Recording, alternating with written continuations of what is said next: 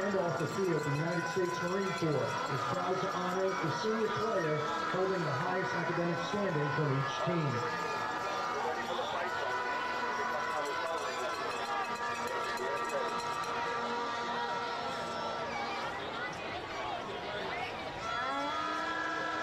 From Jesuit High School, William Berry. From Tad Gormley Stadium in New Orleans, Crescent City Sports is proud to bring you Louisiana high school football.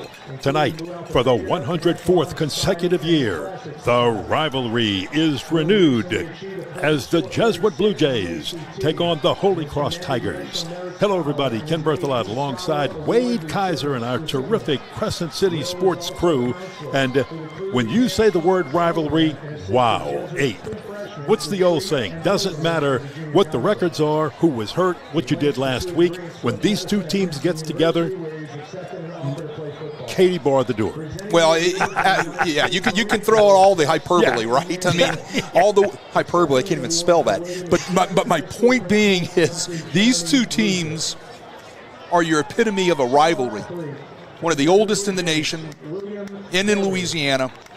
And it means so much to so many. I say that every year. People watching around the world, welcome to our broadcast in this great game. The 104th continuously played rivalry here, the 5th oldest in the United States of America. It's the 107th meeting because 3 times the teams met twice. That second game usually being a playoff game or a state championship game. This rivalry began in 1922, and as we said, is the 5th oldest continuously played in America. Jesuit leads it 61-43-1. The 1937 game was ruled no contest. Holy Cross has won the last 3, and if I remember correctly, I don't think any school's ever won more than 6 in a row. So Holy Cross trying to, according to Coach Scott Watney, says we've got to even that 61-43 run a little bit.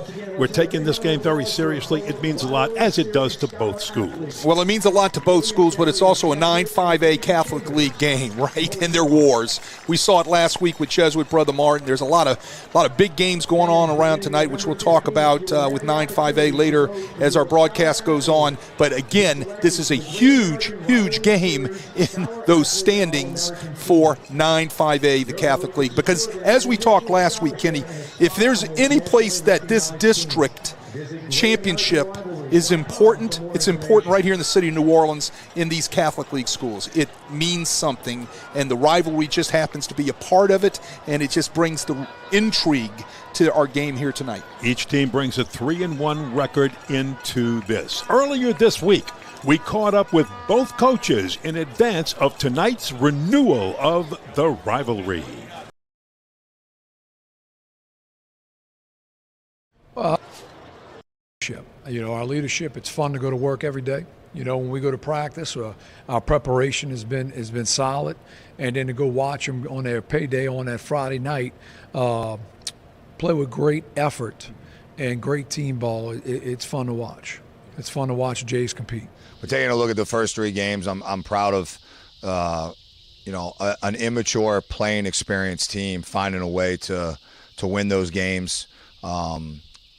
Looking at this last game, I'm disappointed in the fact that an immature, inexperienced team didn't heed my advice of when you don't capitalize on opportunities and you play against high quality teams. And yes, Carr is absolutely exceptional. But we had a chance to capitalize in moments that would have kept us in a game. The result more than likely would have still resulted in a loss, but it would have been way more competitive.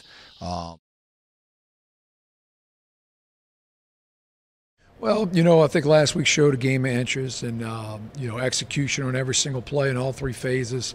You're one play away when it happens like this, and Brother Martin made that one more play with that kick at the end, to defeat us in a game that was kind of, could have went either way. We didn't play very well against Carr. They're exceptionally a great football team. Deserve every bit of recognition and accolades that come from, what people say about them, especially sports writers. But, we didn't play Holy Cross football, and we got embarrassed, and as I told our guys, just yesterday to start practice. Like, I'm not looking to get embarrassed twice. Their running back is special. Not good, not a good high school back, an incredible high school back. He's a college football player. Every single game on film, he has made a play, and you just look at it and keep rewinding it, saying, how did this happen? And he breaks multiple tackles and just takes off in his game-changing speed. He's just a powerful guy. So to be able to contain him is going to be an absolute struggle. They added a quarterback this year that was ineligible last year that can beat you with his legs and through the air. On the defensive end, they fly the ball. Coach Tommy Connors does an incredible job. They're going to be sound. They're not going to beat themselves, and they fly to the ball. They play a physical brand of ball, and they kind of let up front by Cole Todd, defensive lineman, number 55, who's a senior, and Sebastian Perez, who's also a senior, and then a host of other guys that just, we've seen over the last couple of years. They've been playing since they've been sophomores, and defensively they do a very good job, and they're very well coached. Yeah, I mean, they have a much more effective passing game. That's one of the things that, what I mean, and credit goes to Ryan, but also, give my great friend Vance Andrea a shout out, who was with us the last 10 years and,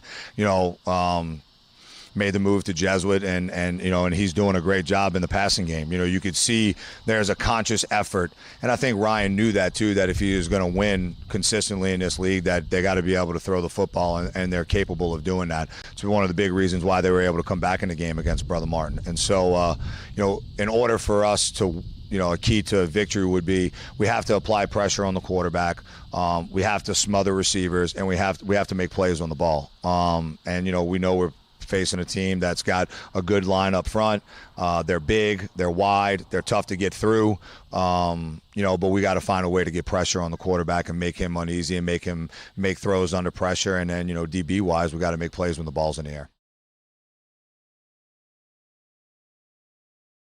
Well, first of all, it's an honor to be a part of it. It is a blessing to be in this position, to lead a team out on the field in this great American rivalry, and then to see our players compete and see our players enjoy it and bring back alums to speak. And we have guest speaker on Thursday, and a couple emails come through this week. It's just great. It's great to see some of our alumni care about Jesuit football, Jesuit high school, and I'm sure it's the same on that side. And then on Friday, 7 o'clock, just to be able to be a part of it. And, coaching that game is a humbling, and it's also a blessing. It means a lot, tremendously. Having played in it 4 years as a player, now coaching it the last 3. And, to me, this rivalry has a kind of Chalmette Holy Cross feel. And what I mean more by that is that we, from the standpoint of, in my opinion, it's lopsided. It's heavily in favor of Jesuit. It's not in favor of us. Now we've got the last 3. But it's still, I think, it's 19 difference. They have it over us right now, and so we've got to balance this thing out. And the only way to do that is for us to win on Friday. Well, we are back. That's both head coaches, Ryan Manali of Jesuit, Scott Watney of Holy Cross, and their comments on tonight's game. Here come the Holy Cross Tigers. Each team enters the field, waiting for the visitors to go first, which tonight is the Jesuit Blue Jays. Then the home team enters to their fight song, the Holy Cross Tigers, with the Notre Dame fight song. Ken Berthelot along with Wade Kaiser. Wade, you played in this game. I was in the band at Holy Cross, was part of this rivalry for many, many years. Swung a mean tuba, by the way. There you go. That's the only way I could help. But, it means as much to the fans in the stands as it does to the players on the field. Well, yeah. And the bottom line is that everybody in New Orleans has grown up, on a playground in a CYO, in Nord or in JPRD, and kids have gone to Holy Cross, kids have gone to Jesuit. They are alumni. Their dads went to Holy Cross. Their dads played and went to Jesuit. They are legacies. It's all intermingled, and over on one side of the field, you might be doing business with the people's businesses on that side of the field, and your law departments and agencies are all intermingled with Holy Cross and Jesuit grads, and it's endless, right? It is endless. The only city in the world where your plumber walks into your house to fix your sink and you get into a conversation about where you went to high school. Yes. Right? And guaranteed, usually it's a Jesuit or a Holy Cross grad, right? And it's amazing. Yes, it is. And there's a lot of honorees that will be mentioned. We'll take you through that as we go through everything. I want to remind you that both teams come in here with a 3-1 record. Blew through pre-9-5A district play, going undefeated. Then last week, Jesuit lost a heartbreaker on a last-minute field goal, 2 seconds on the clock to Brother Martin. Holy Cross ran into the juggernaut. Edna Carr lost that one 42-3. However, you hate to say this because it's a cliche, but that game was a lot closer than that final score indicated. Through the first half, it was very close. Holy Cross had an opportunity on a pick return to the red zone, to the Carr red zone, that was called back because of a penalty, put them almost all the way back to midfield. And you lose that opportunity to either take the lead or get a field goal and be within one. And Clark came out and suddenly scored 3 quick touchdowns, so that was it. Right now, the distinguished military alumnus, Lieutenant Colonel Jared Brubaker of Jesuit, a 97 graduate, 20 years in the U.S. Air Force, retired now, civil servant, and Colonel Pat Santos, 1976 Holy Cross grad, 26 years during Katrina. And now the principal consultant, as you can see on your screen there. And there you see him with Holy Cross headmaster, or rather it's president is the official title now, to his left, Justin Fleetwood. And this is always a very special time when you get to honor, and you can hear Ronnie Kornick, the public address announcer voice of the home team, Holy Cross Tigers, making the announcement publicly. Very, very special with these gentlemen. As the S2, S3 Intel and Operations Officer of the 773rd Maintenance Battalion, served 10 years and while they do that, it gives Wade and I just a little bit of an opportunity to continue to tell you a little bit more about this rivalry. Now, here are the District 9 5A standings, and as you can see, Holy Cross and Jesuit right in the middle. So after this team started 22-1, the entire district in pre-district play, John Curtis, Edna Carr, St. Augustine, and Brother Martin got off to some great starts, overall 4-0. And as you can see, they were undefeated, and many of them playing tonight.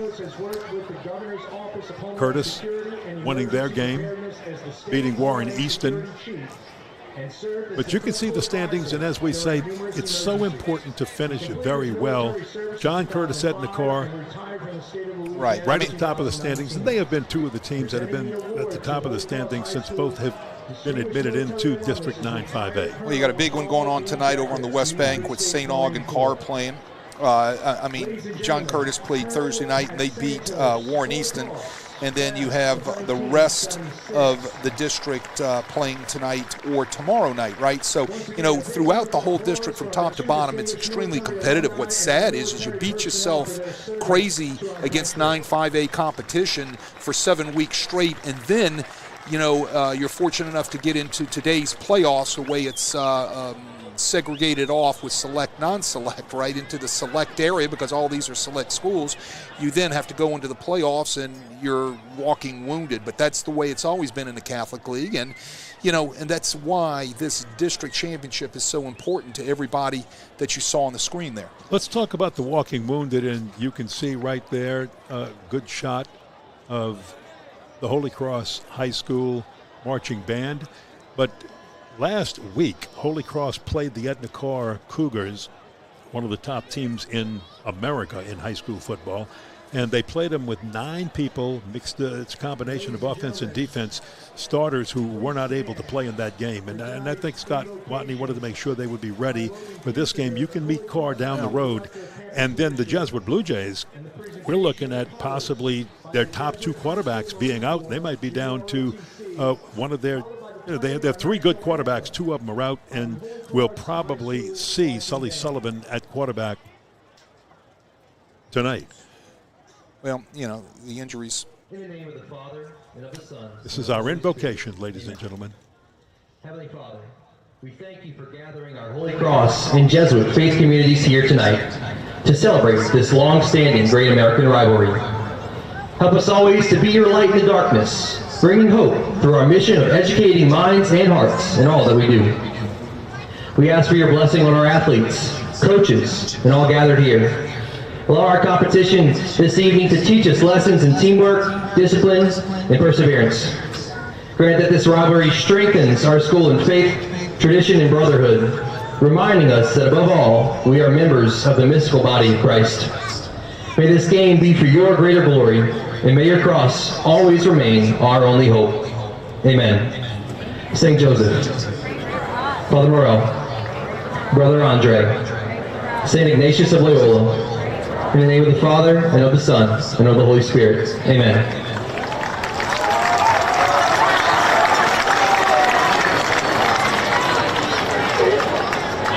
Handling most of the announcements, the invocation, and the Holy Cross Band will play the Star-Spangled Banner, our national anthem. Colors being presented.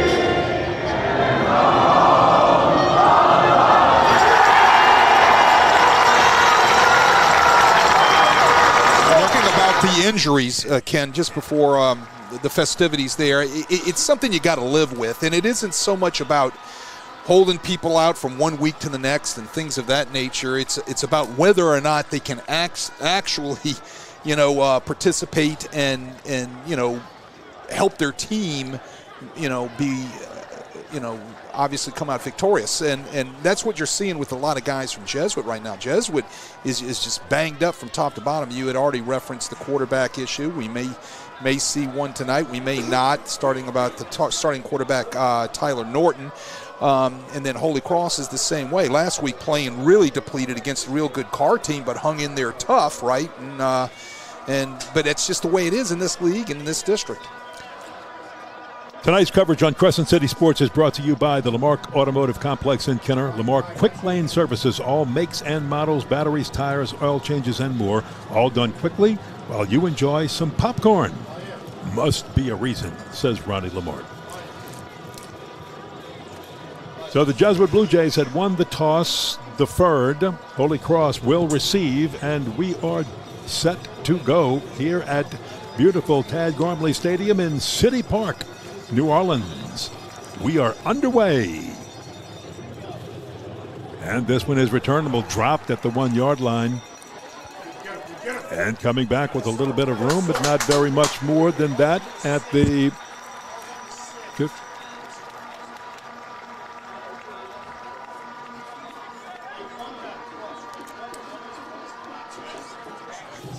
So Holy Cross puts it into play, and we will see quarterback Jacoby Faria. And Faria is a Great story. He's a transfer from St. Augustine, sat out all last year. And it's a year that I know Scott Watney wished that this young man could have been playing, because Holy Cross finished 3-7 last year, missed the playoffs without a Cole Canatella who had graduated and an experienced quarterback to take his place. Holy Cross will throw on first down. It's complete out to about the 15-yard line to Talon Myers. Well, Faria brings a lot of things to the table. He not only has a strong arm, which exhibited right there by the deep out that he just threw on the boundary, but he can run the ball a little bit, right? So he can attack in a lot of different ways. And in the backfield, he's got Kyrine Smith, who is, I mean, we'll be talking about him tonight, about all the people that are recruiting this future Division I running back. Yeah, keep an eye on him. He's number 3. Everybody wants him, who's a Division I, as you said, player, and going nowhere at that time, because that was just a good push by Harry Irwin, the linebacker, for the Jesuit Blue Jays, who got in and busted up that play real quick. Yeah, Harry Irwin comes off the edge right there, does a nice job, 13 tackles, 2 pass breakups on the season so far. Does a nice job coming off the edge. He reads this jet sweep, comes downhill and makes a nice play. Holy Cross loves that little jet sweep. They'll use Jaden Chambers, which they did there, and Talon Myers on that sometimes. Now they face third down and long. Big rush. Somehow he gets away from it, throws left. It is caught. Is it a first down? Was he in bound? And it's called incomplete. He didn't make it, so it's going to be 4th down and 9. Well, tonight is going to be a premium on what happens on first down for these guys. They want to be in situations where obviously they stay in front of the sticks, but it's going to bring up third down situations where they can convert. If they are in situations where they're behind sticks or in second and longs, it's going to bring up sometimes third and long situations. So watch tonight what happens on first down for both of these offenses. This is Drew Aguirre standing about 7 yards deep in his own Holy Cross end zone, and he'll take a few steps, let the coverage get in there, and he'll punt it. It's a pretty good one. We'll get a Holy Cross roll at the 30, past the 35 to about the 38-yard line. Yeah, it just kind of shanks off his foot there. Larray does a nice job. He's the returner for Jesuit, also a wide receiver. That is a really solid receiver for the Jays. Does a nice job getting everybody out of the way. Petering that ball. Everybody could have probably heard that over the loudspeaker. Peter means get away. Tonight's coverage is brought to you by the Fascia Institute and Treatment Center, led by Dr. Jacques Corso. The Fascia Institute and Treatment Center uses advanced care like fascia L mapping and hydrofascial release to help you move better and perform stronger. Call 504-704-1254. That's 504-704-1254. Here's Jesuit on first down, and they are going to the Blue Jays. Use Jair Burks, and Burks with a big gain for the Jesuit Blue Jays on first down. They will move the sticks, and the Jesuit offense rallying. But we haven't even had a chance to tell you who's quarterbacking this group, and it is going to be Sully Sullivan. That was a 22-yard gain. Sullivan hands it off. This time Galvin Pamazano, and he is inside the 5-yard line. So 2 big runs by the Jesuit Blue Jays, and they have just gone right through the Holy Cross defensive front. Like most Holy Cross Jesuit games, the game's going to be one up front, Kenny, on that offensive and defensive lines. Who controls that will be the team that's going to be on top tonight. Take to Palmazano, and this time Sullivan keeps it, and he's over the left side for a touchdown. Sullivan, a 3-yard touchdown on first down. Didn't take long, 3 plays, and just a few minutes for the Jesuit Blue Jays to get on the board first. They're making a statement saying, hey, we might have lost the last 3 in a row in this series, but guess what? We're here to play. Well, they went with tempo on all 3 downs, right? They hit the seam route, then they hit Palmazano up the middle on the inside zone or the duo play, and then a quarterback read right there. Sullivan disconnects and gets into the end zone. Tempo was the key. And your point after is kicked up and good by Ethan Cabos. It is 7-0. The Jesuit Blue Jays take the lead here over the Holy Cross Tigers. And what worked so well for that Jesuit offense, because this is a pretty good Holy Cross defensive front. Offensive line did a great job up front coming off the ball on the second play where Palmisano picks up, 10 or 12 right there on what they call the duo play. They're going to get double teams at the point of attack, work up to the second level. He pops that, they get movement, and then it sets up the read zone for the quarterback on the touchdown play for Sully Sullivan, because he just disconnects and just dives into that end zone because everyone took the dive. Tonight's game is sponsored by Goda Movement, trusted by NFL, college, and elite athletes. Goda teaches you to move the way nature intended, reducing injury and boosting performances. Train smarter, recover faster, and extend your career with Goda. Visit GodaMovement.com to start your journey.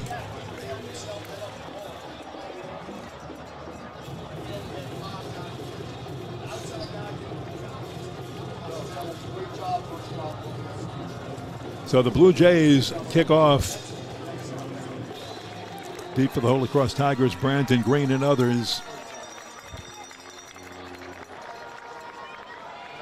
So this one not returned coming out. And the Holy Cross offense has to make a statement. We've talked about starting quarterback Jacoby Faria. Scott Watney loves him, says he's just got great instincts on knowing when to run, when to throw, high football IQ, yet a young man who is really playing as a junior in his very first year of action after sitting out all last year and not seeing much action anywhere else as a freshman and sophomore. Long count, he'll throw left side, it's caught over there, that's Chambers, and Chambers has enough to move the chains on first down for a first down, a gain of 13. Well, successful first down play. They moved somebody out of the box with the motion, so they got a six-man box. I really thought they were going to come with some sort of inside zone at Keyron Smith. They zip it out real quick to the receiver. Watch the missed tackle out on the boundary. Jesuit can't do this defensively tonight on first down and expect things to be positive for them. Well, there was a flag thrown after that and a big penalty marker.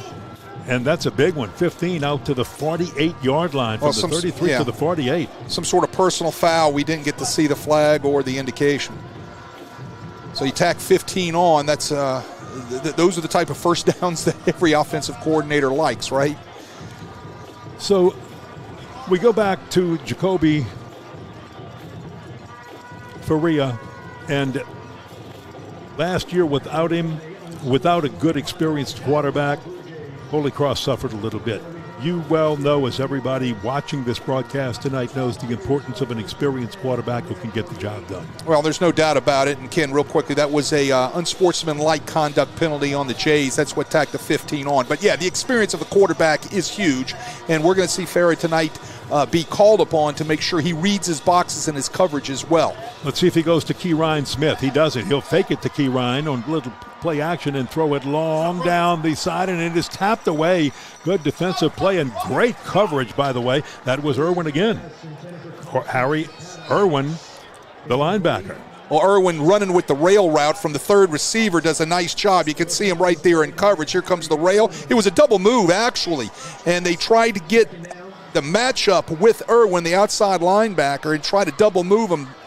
And he got on top of him. He was beat, but Irwin uses some athletic ability to get up in the air and just tap that ball away. A little bit underthrown ball by Faria.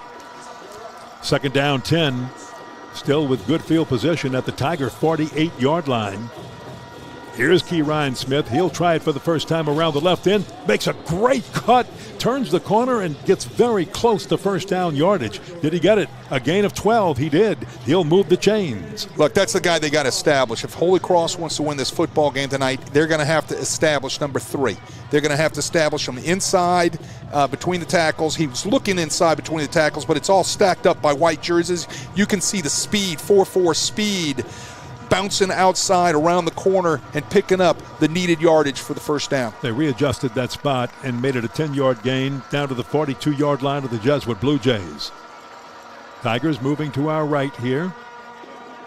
And this time they'll try the right side of the line. Holy Cross will, but the Blue Jays defense just gang tackles and stacks up.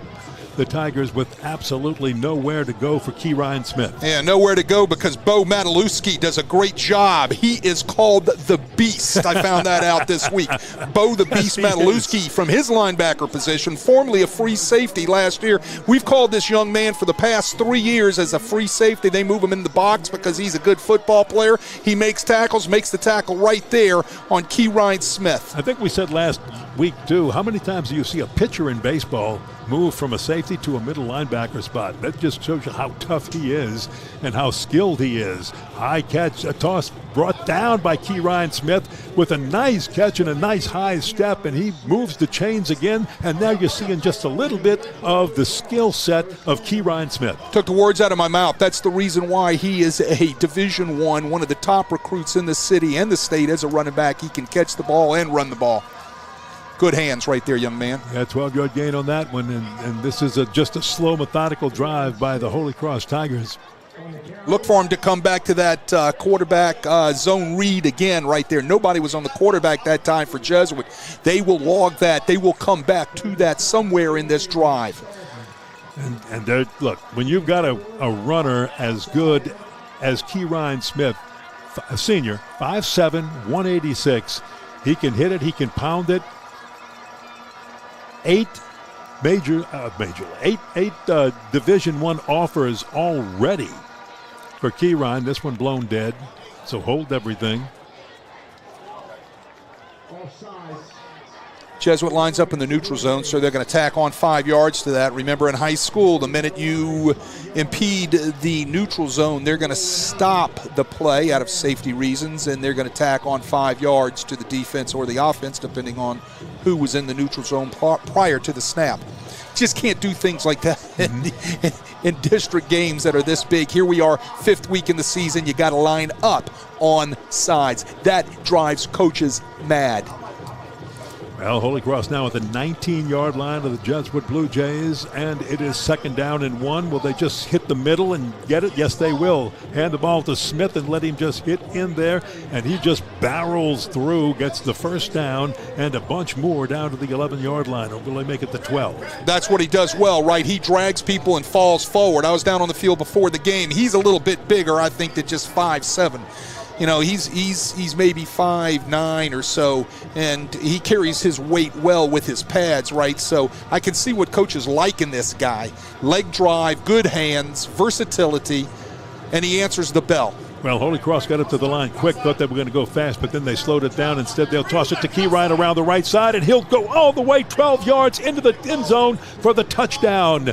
Holy Cross an extra point away from tying this rivalry game up here at Tad Gormley City Park Stadium in New Orleans. Well, you can talk about Keyron Smith out on the edge on the option, getting the pitch right there, but everybody needs to talk about the blocking of the wide receiver, Talon Myers, down here on the edge. That might be coming back. He might have blocked a little too well. Let's see if we can see it on the screen right there. You might have missed it right there. I think they're going to get Talon Myers for holding on a little bit too long. He was doing such a great job blocking, but he's got to know when to let go of the jersey, right? He's got to know when that defender starts getting off onto the edge. You just cannot keep your hands gripped on the inside of the jersey, because once it starts stretching, out comes the yellow flag. But you saw the speed of Keyron Smith on the pitch get out there on the boundary. So that moves it back to the 15-yard line.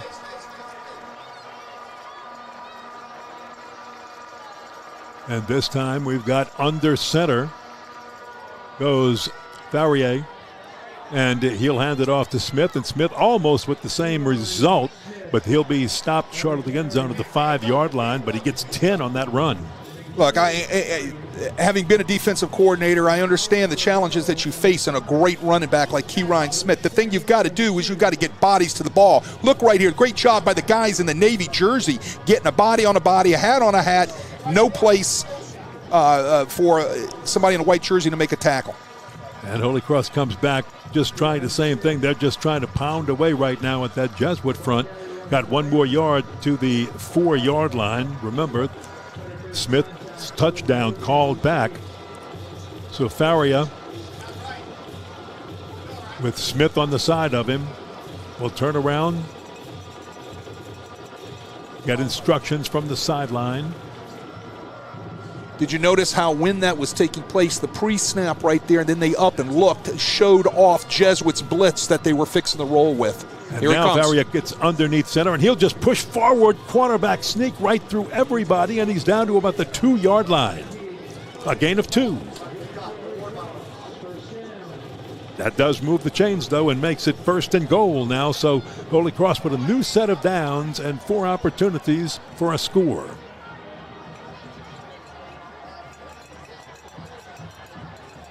Again, they're going to get the pre-snap read from the boundary and get their personnel correct, right? Mm-hmm. And when they do that, that slows things down. You just, as a defense, can't roll your blitzes and show them off too soon like they are now. And they'll just give the key ride. This time he's bottled up at the line of scrimmage and dropped. He may have lost a yard on that. Well, they brought him off the edge, and they brought Matalewski in the A-gap. He pops through and makes the hit in the backfield. Yeah, he had some help also, and that was just a good gang tackle by the Jesuit front. Just about everybody was in on it, eventually got there. So 2nd down goal for Holy Cross. From the 3-yard line.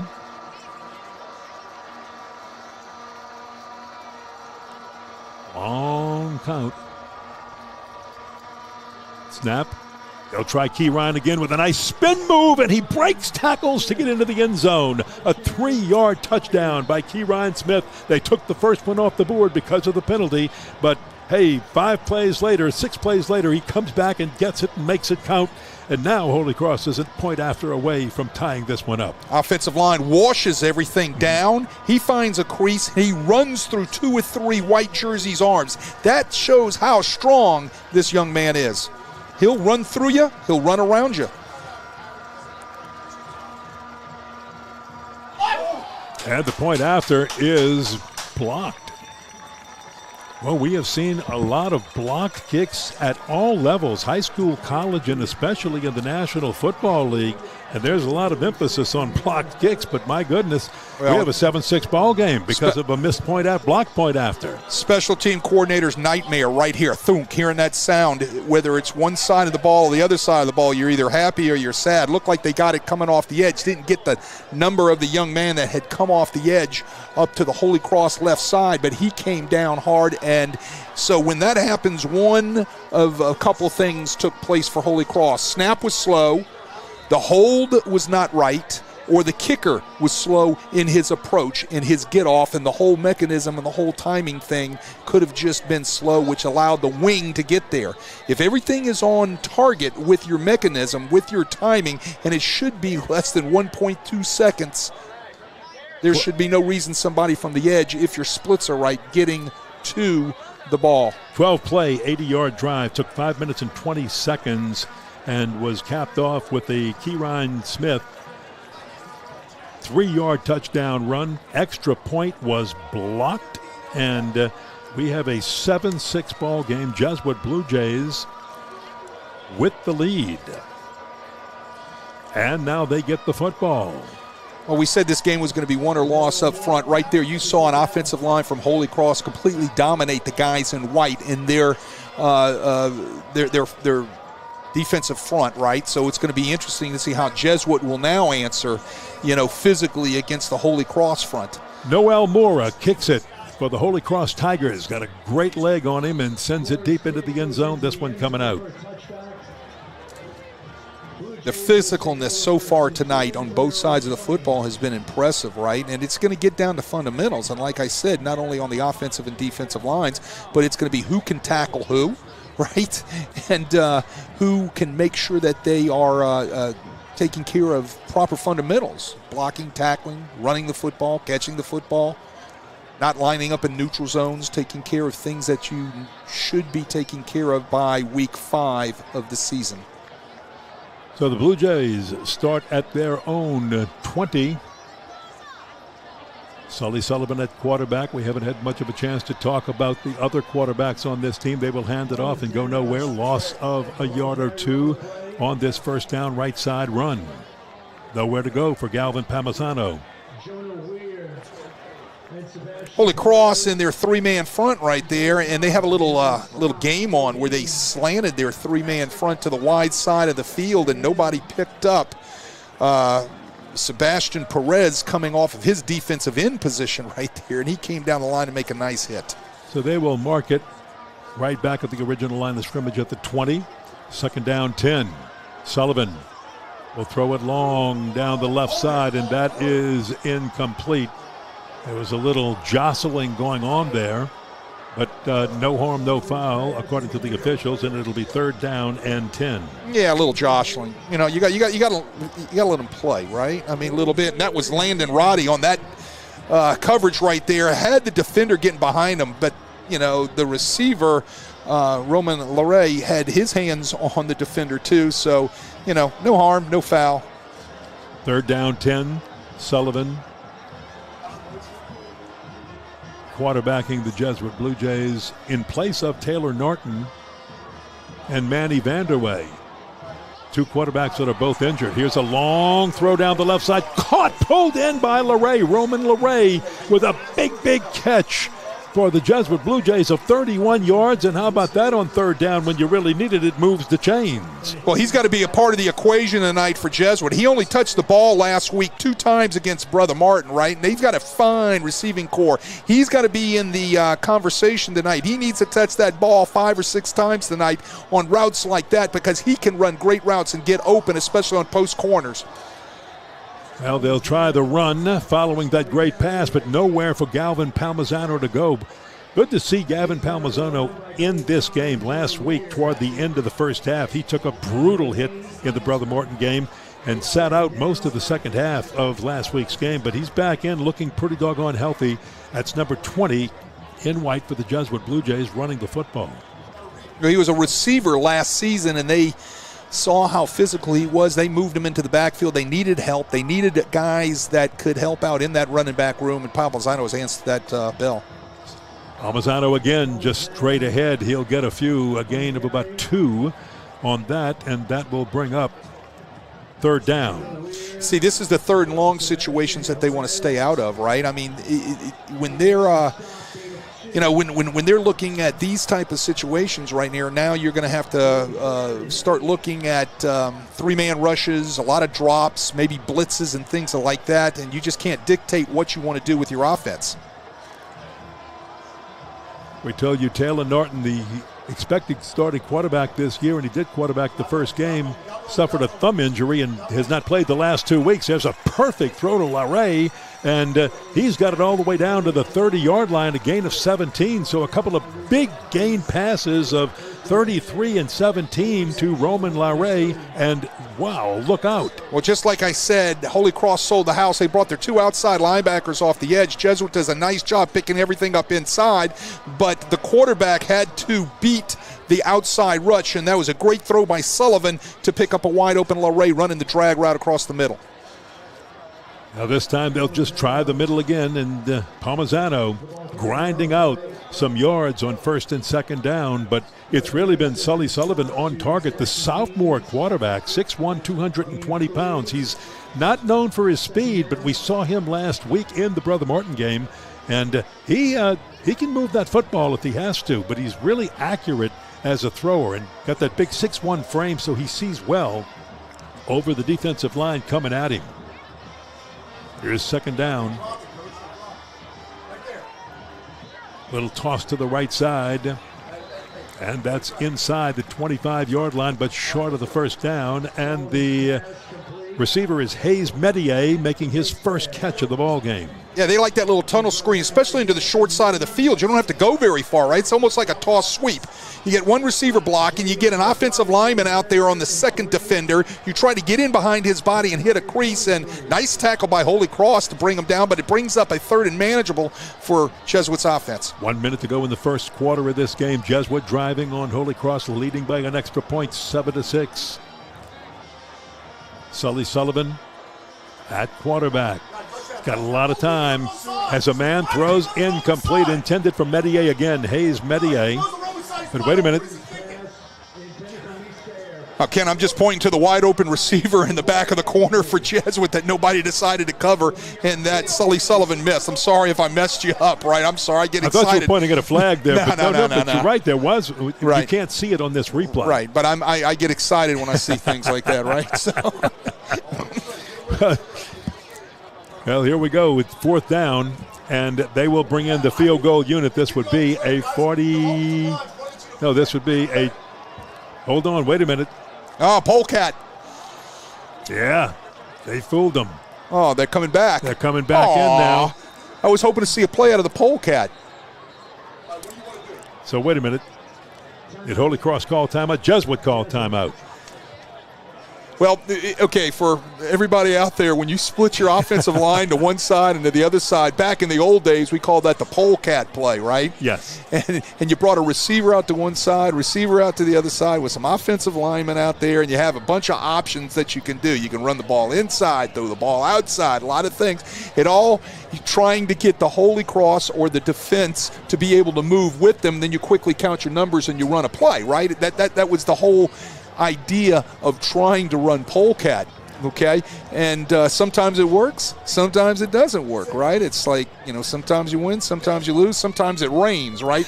So, I mean, you give it a try, you see what happens, or it's either that or you try to pull them off sides, which didn't work, and Jesuit didn't get what they wanted, so they decided to waste the timeout, make a decision on what they're going to do with this 4th down.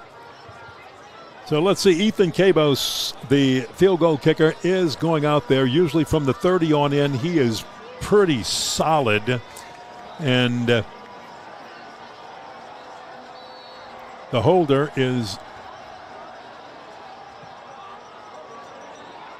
Zach Freelou. And this one is kicked. It is up. It is good. As we said, he's pretty solid from the 30 on in.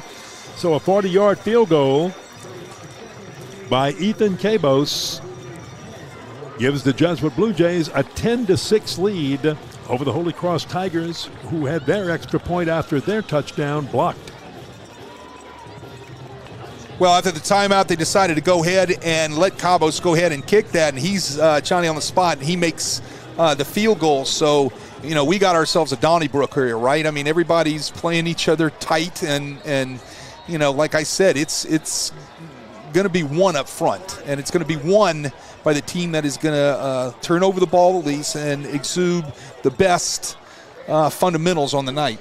10-play, 57-yard drive, took 4 minutes and 11 seconds and ended up with a 40-yard field goal by Ethan Cabos, who is right there. You're looking at him teeing it up, and he's getting ready to send that ball to the Holy Cross Tigers. Another very good kicker who, unless they get caught up in a little bit of an east wind, which I don't think is going to happen here. He wants to squib one, which that hit him. But he's in the end zone. So it is going to come out. Beautiful night for football here in New Orleans in City Park at Tad Gormley Stadium. 78 degrees. There's about a 10-mile-an-hour wind coming from the east. The press box here is on the east side, so it's behind us. So this big press box and most of the stands would knock down most of that wind unless you got out inside about the 5-yard line.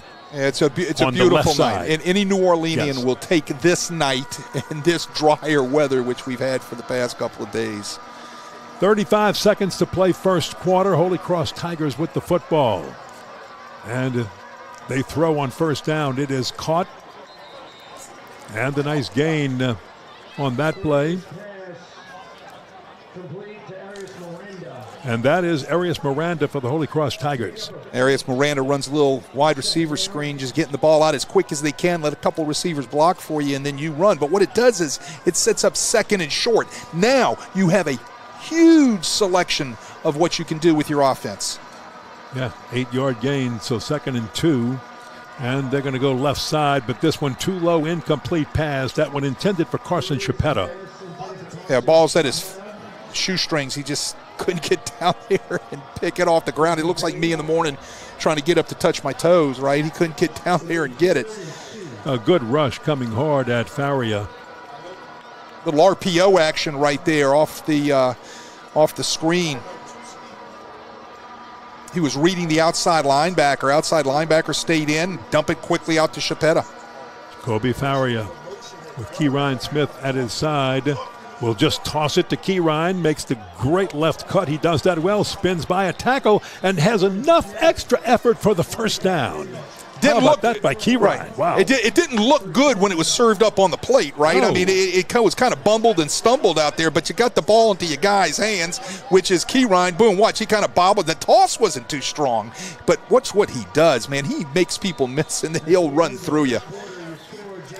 He just has that special touch as a football player, which is why so many schools are after that young man as the first quarter has come to an end with the score Jesuit 10, Holy Cross 6 after 1 quarter of play. And that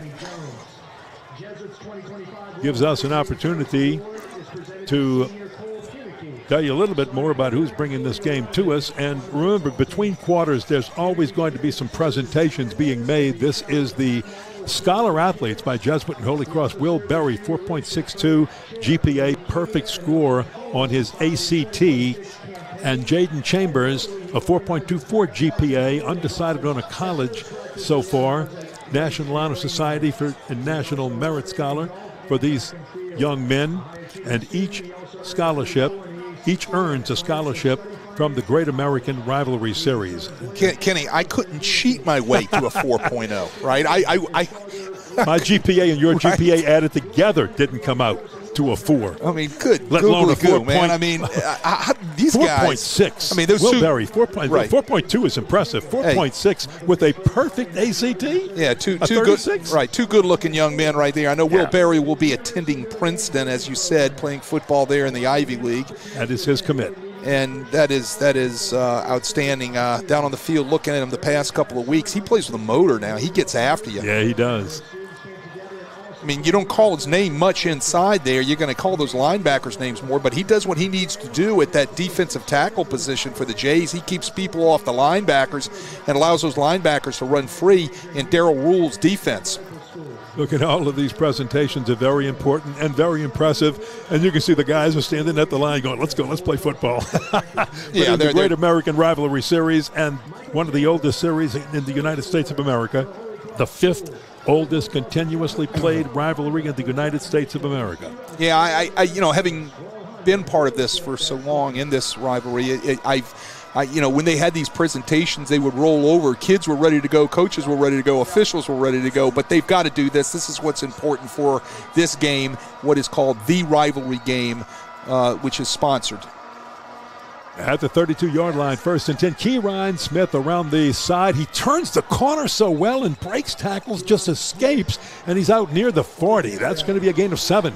Well, Zachary Freelou is coming downhill in his alley. He's got to make that play, right? I mean, he comes down, he kind of gets a hand on Smith. Watch, you can see him coming into your picture right now. He's got to make that play. He just can't swipe on that and allow Smith to end up picking up 5 more yards, and they're looking at 2nd and medium here, right? I mean, that's what a free safety is supposed to do when he runs the alley, make that hit. Yeah, 2nd, just a little bit less than 5, but the way he turns the corner, you think they've got him. You think the defense has him, and it's not so. Great fake by Farrier, and it's a throwdown, and we might have a flag there. There is one toss. Two of them tossed. You got 3, you got 4, you got 5 flags, and I was throwing a flag too.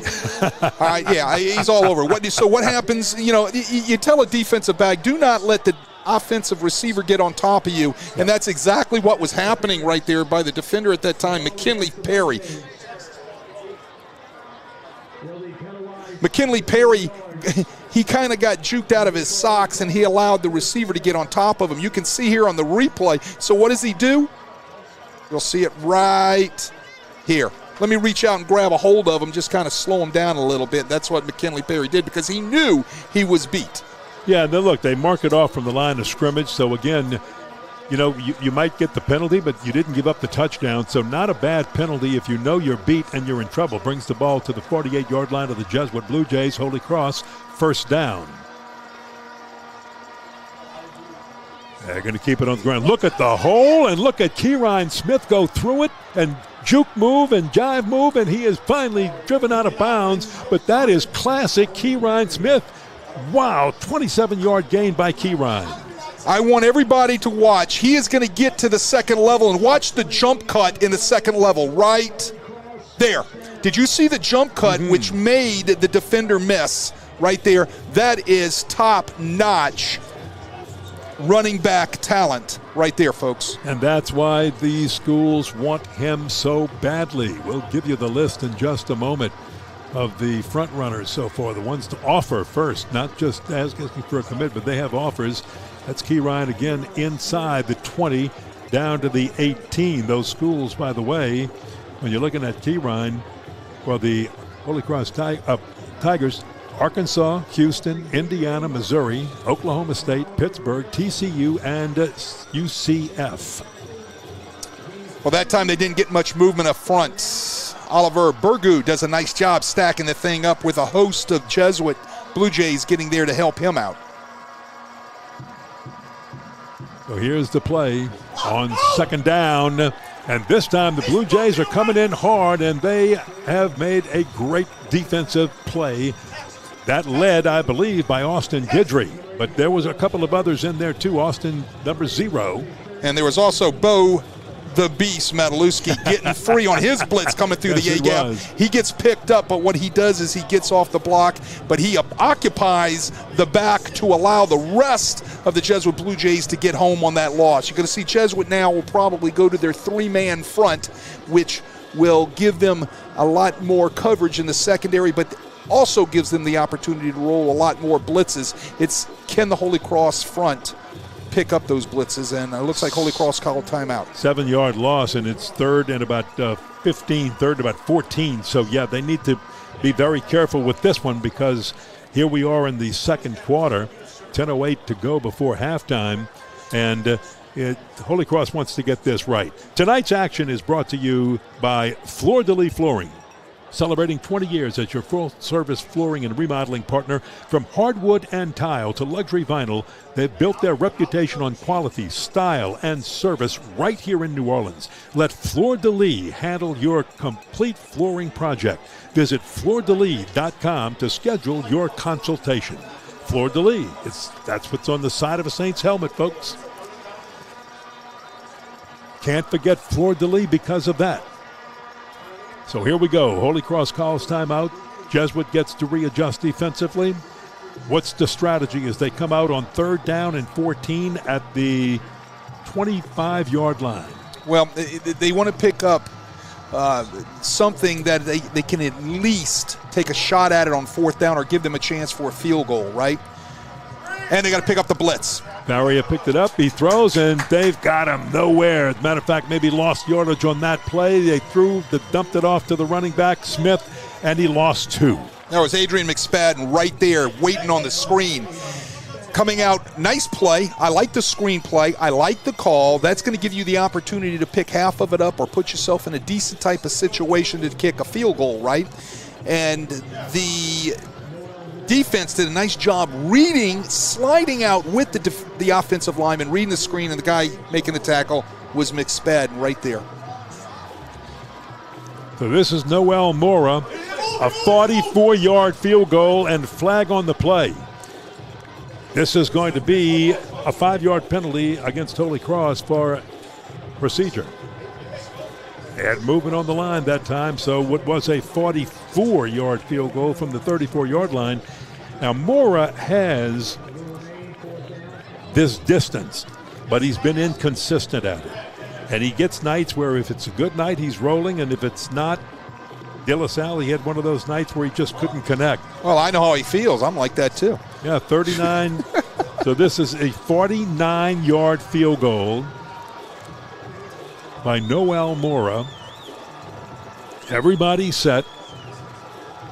The snap is put down well, and this one looks like it will be way short.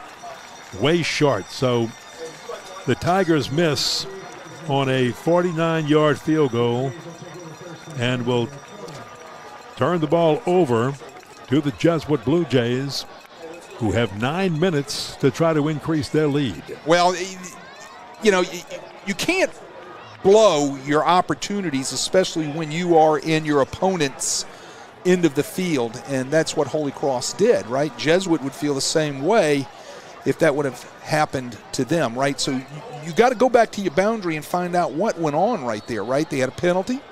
They had a couple of busts, and they come away, without points. And you just can't do that too much in a game like this. You can't do that in any game, but especially in a game that's going to be as closely played as this one is going to be tonight. High school football, missed field goals has the other team start at their 20-yard line, and the Blue Jays are at their own 20.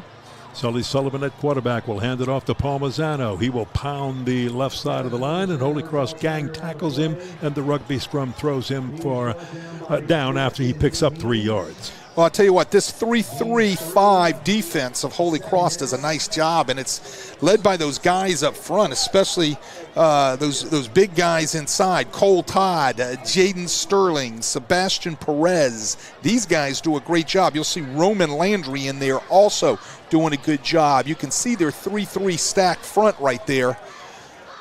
Benjamin Neff is spread right down to that's Hayes Medier. And Neff below him. So Sully steps out of it, and look at Sullivan run when he's got to the big 6'1 quarterback and lumber down the left side, pick up the first down, and a big gain to get 12 yards on that to move the chains. Well, Jesuit can't let that happen. Had a 3-man rush and got pressure to Sullivan. Sullivan does a nice job and gets away from it. Oh, I'm sorry, Holy Cross brought a guy off the edge in a blitz, so it's a 4-man rush. Still, Jesuit can't let that happen in their protections if they want to get to be able to throw the ball downfield vertically, right? Sullivan does a nice job getting out of there, knowing where the sticks are, runs to the sticks and gets the first down. The senior Taylor Norton started the season, but for the last 2 games, the last 2 weeks, he has not played because of a thumb injury. He could still punt if needed, but I don't think they want to chance him with that. Here's first down, little toss out to the left side, and they finally get the ball in the hands of Jair Burks, the speedster, the hurdles champ, and the guy who can move faster than almost anybody on that Jesuit team, and he gains 12. Yeah, he's a 300, 100 Mead state champion hurdler in track. You can see he runs a little bubble screen out there. He just gets the ball. Great blocking out there on the edge by the Jesuit receivers to allow him to pick up the first down. Now they've got it out close to midfield at the 47-yard line of the Blue Jays. First down. And they're going to keep it on the ground. Palmazano just churns ahead, and that's where he's been doing all the tough work inside. Gets it to the 50-yard line. Paul Mazzano is kind of like your hamburger in the meat market, right? Yes. Look, and I don't mean that as a slight at all. It's a compliment. He's the guy that is going to pick up your dirty yardage. He is the guy that's going to ground things out in between the tackles. He's going to be the guy that's going to take huge hits and still keep answering the bell. And he's going to get it again. This time he'll come wide, and the Tigers are there to throw him for a loss back onto the Jesuit side of the 50 at the 48-yard line. And that's just good hustle. A loss of 3. Jonah Weir, one of the people in on that defensive stop. Yeah, Jonah Weir's there. Landon Roddy's there. These guys, that's where the strength of a 3-3-5 defense is out there on the flank, right? And what ends up taking place in that 3-3-5 is those guys are untouched out there on the flank, those outside linebackers and that too-high secondary. So when they come flying downhill from their safety position, there's nobody there to touch them. So if you're not going to pound that thing up inside the tackles, it ain't going to be outside, folks. That's Jair Burks floating out to the left side. He'll get the fluttered little pass, and he'll pick it up and take it down short of the first down, but back on the Holy Cross side of the 50 down to the 45-yard line, and Jesuit will be facing 4th and 3. Well, decision time here for Ryan Manali, right? I mean, this is 4-down territory in my particular decision, and so it's going to be interesting to see what he calls. They run up the RPO right there. You can see everything inside is kind of covered up. They had the numbers outside, so they had the edge. Great job to be able to get it out there. Jair Burks. They're going for it. Let's see if they just try to pull Holy Cross offside with a long count. Sully Sullivan. Tigers moving up to the line, but holding up. And play clock is going to run down. Did they call timeout? Did they get the timeout in time? Yes, they did. So they were trying to draw Holy Cross offside, and that gives us an opportunity to remind you that tonight's coverage on Crescent City Sports is brought to you by Ochsner Andrews Sports Medicine Institute. Don't let a sports injury keep you sidelined. Our team offers health care for athletes with same-day appointments available near you. Visit oshner.org/sportsmed to learn more. Ken Berthelot, Wade Kaiser, a fantastic Crescent City sports crew with you. On cameras tonight, Dan Kane, Sam Toraturi. Matt Merritt is directing. Lenny Van Gilder is executive producing, or Matt Merritt producing, and Lenny Van Gilder executive producing. And we hope you're enjoying this great American Rivalry Series game that's turning out to be everything our rivalry is supposed to be. So, unable to draw Holy Cross offside, Jesuit will settle for the punt.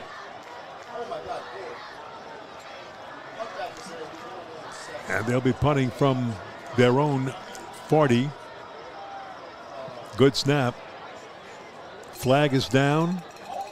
And let's see as this one will take a Jesuit or Holy Cross roll. It kind of checks up and just stops at about the 8-yard line. Let's see what the penalty is all about here.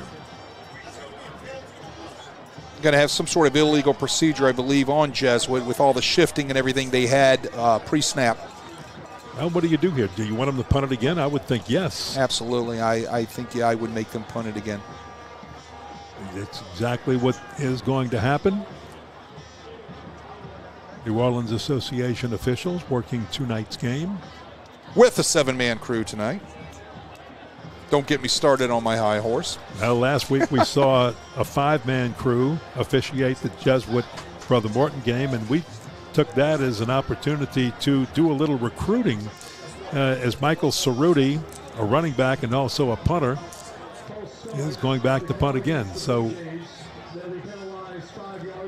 well, they're going to move him back 5 yards for the illegal procedure. Somebody didn't get lined up. There was a lot of pre-snap shifting going on by the Jesuit Blue Jays as somebody did not get themselves aligned right or did not stop. So Cerruti punted from his 40, backs up 5, punts from his 35. This one going to travel pretty well, but will not be returnable. And this one takes a Holy Cross bounce and has to be jumped on and blown dead by a Jesuit defender, which you've got to do and get on very quickly, that Holden Rubio. Well, I would say Holy Cross ended up on the positive side of making them punt again, right? It's always a coin flip.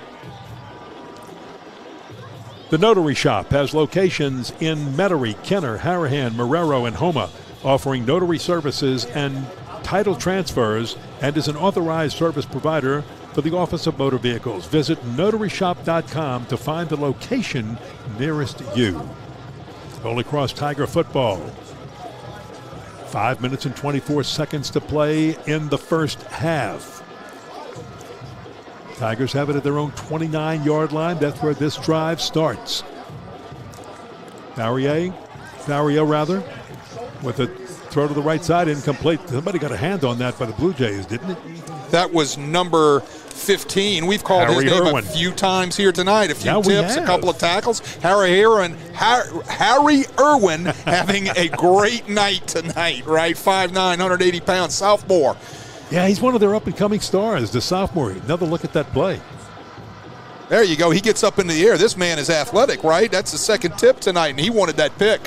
Hey, see it coming. I'm getting up there.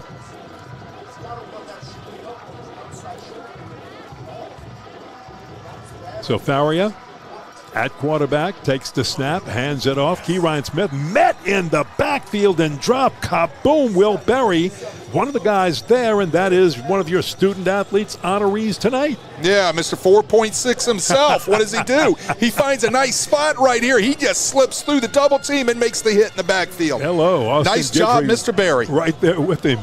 My goodness, Will Berry, number 84. Hello, Keyron Smith.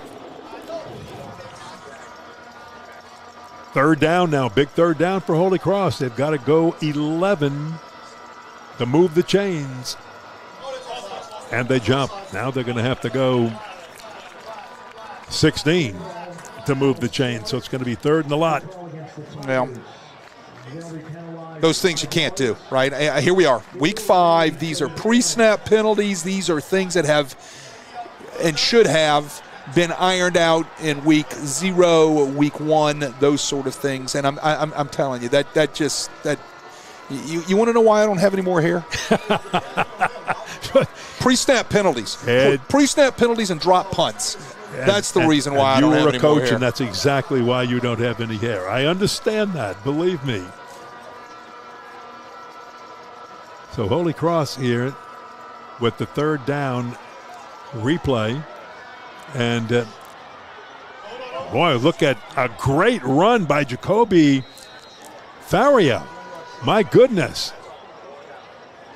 Wow, and that shows what he can do, his escapability, right? We said at the top of the broadcast that he brings a couple things to the tackle, to the table, down. Right? Yeah. Is he's got a nice arm, but he also has some escapability. Look at his legs right here. Poor tackling by Jesuit out in the open field. He knows where his sticks, where he has to get to. He gets there, and he moves the sticks for Holy Cross. Boy, to think that he could get those yards, that 16 back, was really amazing, but Faria does.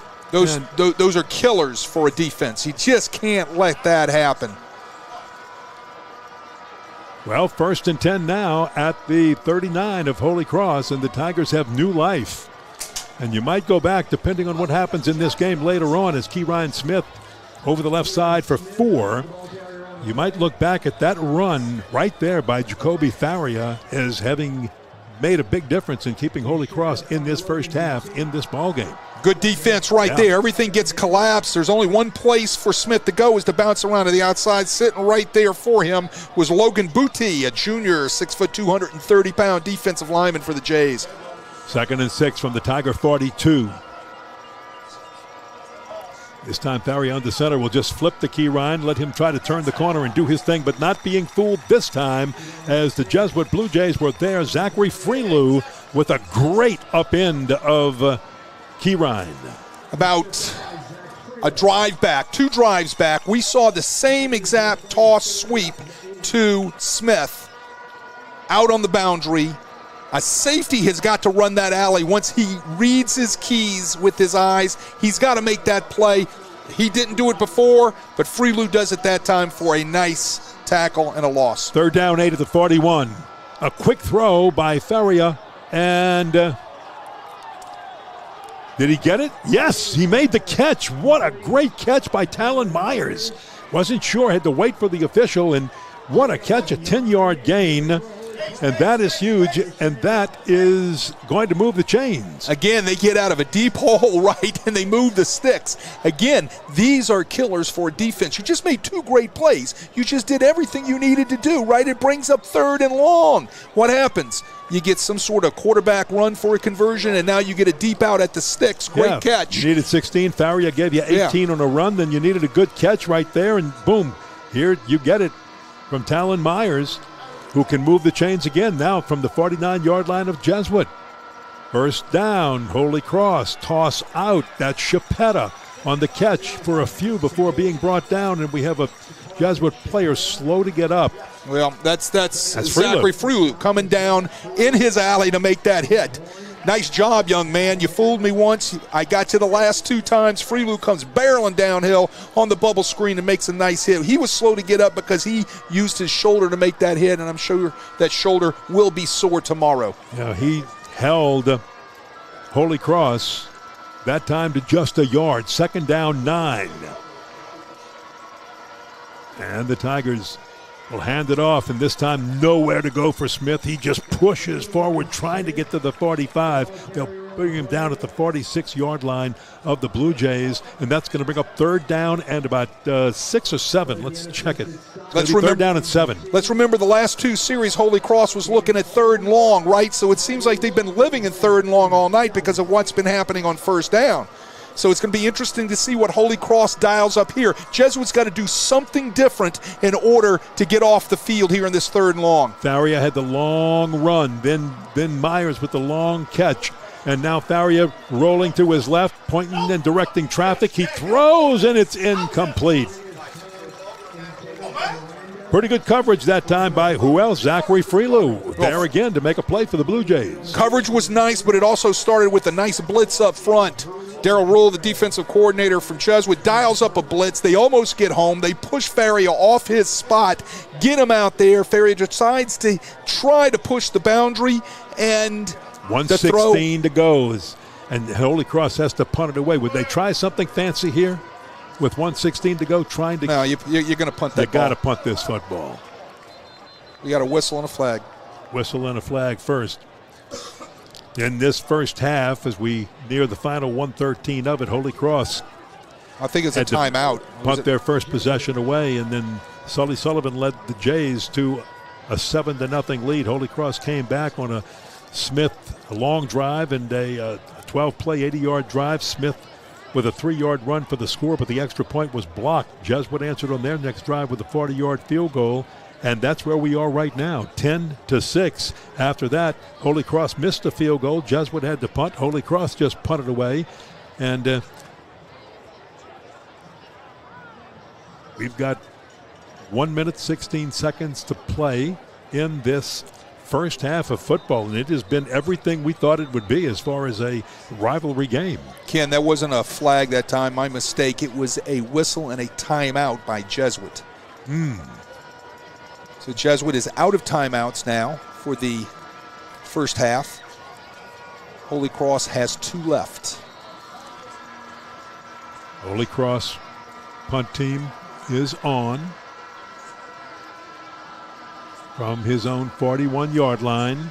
That is Drew Aguirre punting the ball. Going to get a little bit of a Holy Cross roll. They're trying to wave it with the help some of that wind there.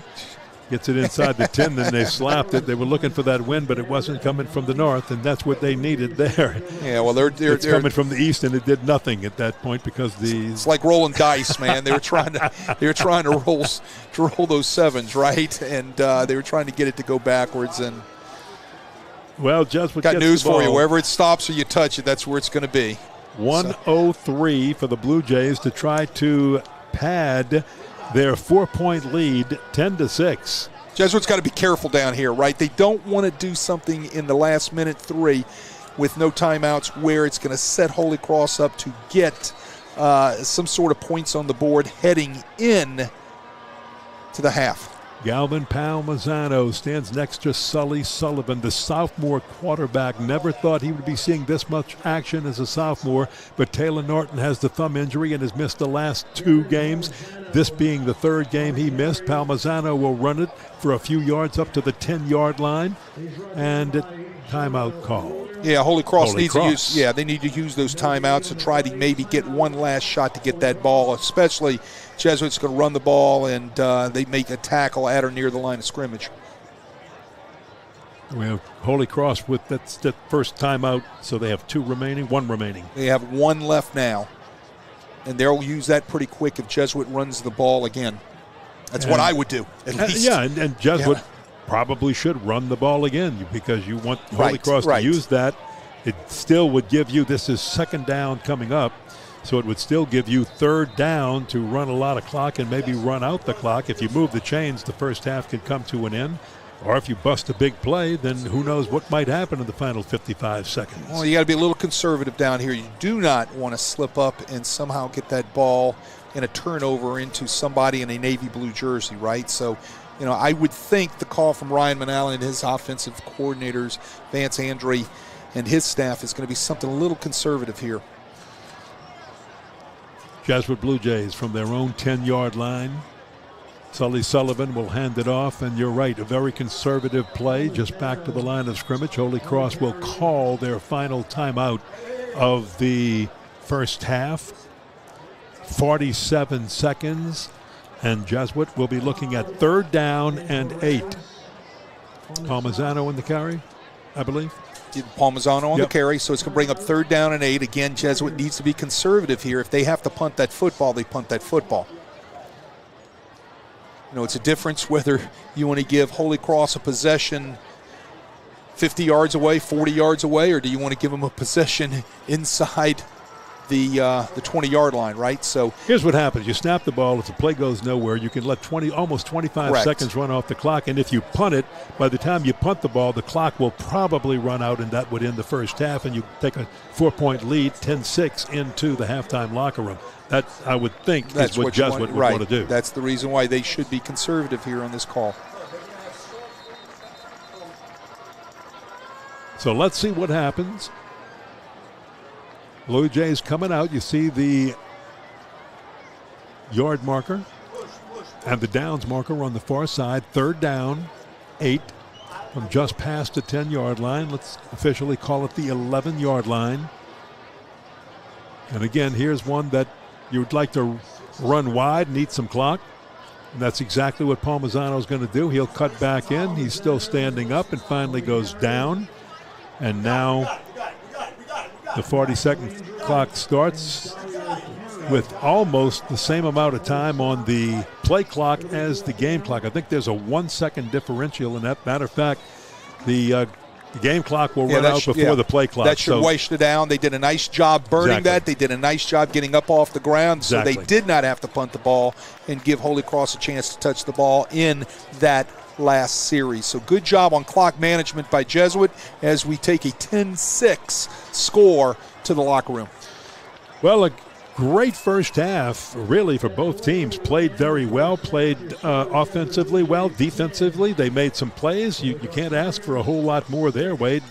When you look at it, when you look at a rivalry game, this first half had a little bit of everything that a rivalry game should present to the fans who are here to watch and those watching on Crescent City Sports. Well, it's a good, hard-fought battle, and we knew this is what it was going to be. And as I said at the start of the game, it's going to come down to who plays the best on the offensive and defensive lines, controlling that line of scrimmage, who makes the least mistakes and is fundamentally sound.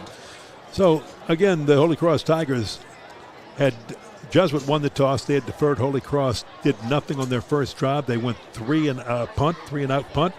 And the Jesuit Blue Jays then had a long, pretty good drive, went mostly about 3/4 of the length of the field, and took a 7-0 lead on a Sully Sullivan 1-yard touchdown run, or maybe just a little bit more than that, but not much. And it was 7-0 Jesuit. Holy Cross came back, started at their own 20-yard line, and went on a 12-play, 80-yard drive. Took 5 minutes and 20 seconds. Keyrian Smith with a 3-yard touchdown to cap it. The extra point was blocked, and it was 7-6 Jesuit. Jesuit took the ball, made a nice drive down. Holy Cross stiffened, and they settled for an Ethan Cabos 40-yard field goal, led 10-6.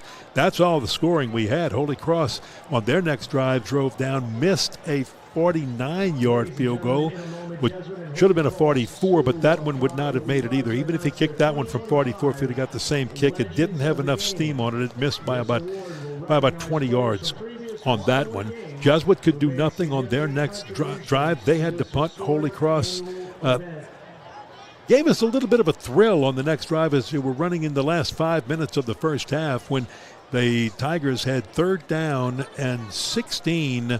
And once again, quarterback Jacoby Faria just made a great 17, 18-yard run to move the sticks, and they got another long 3rd down and a fantastic throw and catch from Faria to Talon Myers. And Holy Cross moved the chains, but finally the Jesuit defense stiffened, and Holy Cross had to punt the football away. And then Jesuit was able to run out the clock for the final 1 minute and 3 seconds, and that's where we are right here at halftime with the Jesuit Blue Jays leading the Holy Cross Tigers 10-6 in the 107th meeting of these two teams, the 104th year that this 5th oldest continuously played rivalry in America has taken place. They played in 3 different years. They played twice. So here we have the legends of the game. Marchant Kinney, 1993 Jesuit graduate, district MVP, All-State as a senior, 2-time All-Conference USA at Southern Miss, the University of Southern Mississippi, and Sean Santos, a 2005 Holy Cross graduate, leading passer in the Catholic League history. Yeah, well, played his football at. That was his daddy. Yeah. That was introduced tonight as our right. military honoree from Holy Cross. Sean Santos was an outstanding quarterback. I had to coach against him for a number of years. And then Marshawn Kinney, I had the opportunity to teach that young man when he was in 8th grade when I was at Jesuit back in the 80s, right? Yes. And he is a story in its own, being brought up in Boys Hope, which is a Jesuit-funded community for young boys. There's also Girls Hope, and they do such a great job. Marshawn Kennedy was an outstanding linebacker at Southern Mississippi, and Sean Santos was one of the best high school quarterbacks that I'd ever seen play. Absolutely, without saying. And I want to remind you that this rivalry has been played continuously since 1922, and we've got something special for you in this halftime because of that. Prep historian Ron Bracata takes us through some of the most memorable moments in the history of the Jesuit Holy Cross Series. First 15 years, New Orleans high school sports, Warren Easton and Jesuit was the premier game. That all changed in 1921 when St. Aloysius formed its first football team. Then they came into the mix, and not to be outdone, the men's club at Holy Cross decided, well, if St. Aloysius is in it, we're going to be in it too. They raised $150 to hire their first coach. Things didn't go well for the new team. The fledglings were called the Mix because of their Irish heritage. And for the first 3 years, Jesuit beat them by a combined score of 140-0. That all changed in 1925 when Holy Cross got an influx of boarding students from Bay St. Louis area who were very talented athletes. Not only did Holy Cross hand Jesuit its first defeat of the young rivalry 45-0, they tied perennial champion Warren Easton in the prep league during that year. Two significant things happened in 1937. The WPA built this 24,500 seat stadium, not exclusively, but mostly for high school sports. And secondly, it was a year the LHSAA instituted a tiebreaker system, where if a game was tied, the outcome would be decided by which team had more first downs. If that was tied, it would be which team had more penetrations in the opponent's 20-yard line. And little did they know, this rule would be tested right off the bat. A crowd of 9,000 fans sat in the rain through a thrilling football duel between Holy Cross and Jesuit at Loyola Stadium. They watched the two Catholic schools battle to a 6-6 tie. But while Holy Cross held Jesuit to even in points and first downs, the Blue Jays had 3 more penetrations. And according to the officials who were supposed to keep log of the penetrations and downs, Jesuit was the winner. Not so fast, said the Holy Cross coach. He approached the officials and yelling that they actually had 1 more first down than Jesuit. The referee wouldn't change his decision on that, and the Holy Cross took their case to the LHSAA. It took a few months to decide, but after coaches from both schools testified, the head official admitted that the 2-man crew did not record downs and penetrations. The LHSAA had no recourse but to declare the game a no game. Let's move on to 1940. By 1929, Loyola had given up football. Tulane was really the only game in town as far as college football is concerned. On this cold November afternoon, Jesuit and Holy Cross battled before a crowd that was incredible. 34,345 crowded into the stadium. 1,000 had to be turned away. They had to put up temporary bleachers in the end zone to accommodate the extra people. The game itself wasn't really a classic. Jesuit won the game rather easily, 25-7. But the significance of it was the crowd. In 1951, the rivalry took on an extra game. They actually had played twice that year. Holy Cross had uncovered a new star in Joe Delaney. And that Sunday afternoon, they really rose to the occasion and defeated Jesuit 20-13.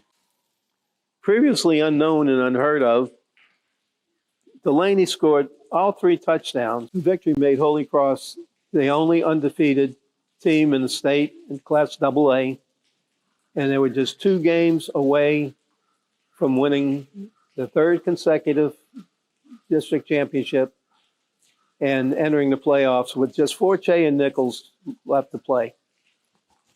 But Nichols, playing the game of the year with a 3-5 record, upset the Tigers 25-6, giving them their first loss. Jesuit also had just 1 loss, and at the end of the season, because the LHSAA took just 1 team from each area, the 2 had to play again. Holy Cross staged one of the greatest comebacks ever seen in high school football that year. Trailing 14-6 near the end of the 3rd quarter, Holy Cross scored 1 touchdown before the period ended and came back and scored again with 3 minutes, 15 seconds remaining in the game to win 18-14 and gain a berth in the South Louisiana playoffs. With the teams having played twice in 1951, and all of a sudden in 1963, they have to do it again. But this time, the coaches are brothers-in-law. Jesuit lost the first 2 games and would lose a 3rd to Redemptress, entering the final game of the regular season against the Tigers. The hard-fought defensive struggle before 20,000 people at City Park Stadium. Holy Cross defeated Jesuit 7-0 to win the Catholic League championship. Victory enabled the Tigers to finish the regular season campaign with an undefeated but once-tied record. But Jesuit wasn't finished. This year, the LHSAA instituted a rule that allowed a second team from the same district to enter the playoffs. So a second game between Kalbacher and Tarzetti's teams was for the state championship. Scheduled to be played at Tulane Stadium before a record crowd, the championship game was twice postponed by weather. The game finally took place on Tuesday night before an estimated crowd of 27,500 at Tulane Stadium. Once again, the 2 waged a war on the field, with Holy Cross pulling out a 14-6 victory to gain its first state championship in 19 years. Glenn Smith and Ray Collada both scored touchdowns on 1-yard runs. Collada's winning points came in the final period. Year 2000, the new millennium, Holy Cross and Jesuit played to a double overtime game, with Holy Cross winning 48-45. Holy Cross survived a furious Jesuit rally in which the Blue Jays scored 35 points in the 3rd period to pull out the win. The 2 most electrifying plays came back-to-back when the Tigers' Gino Jambaluka returned a kickoff 92 yards to open a 24-17 lead that was short-lived when Jesuit's Chris Marquet answered with a 96-yard kickoff return to tie the game again.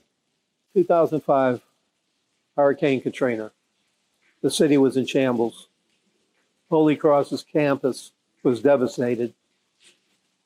Jesuit's basement and 1st floor was flooded, and the 86th meeting between the 2 teams appeared to be doomed. The 2 former Holy Cross Tigers, Vic Umont and Barry Wilson, decided that in the face of this disaster, it was time for the city to find some normalcy. Wilson, now head coach at Holy Cross, phoned his friend and now Jesuit head man Umont, who was living with his daughter in Los Angeles, called to propose the game between the 2 teams. "We can't let this rivalry die," he told him. Umont returned to the city, rounded up displaced players and enough equipment to fill a team for a game.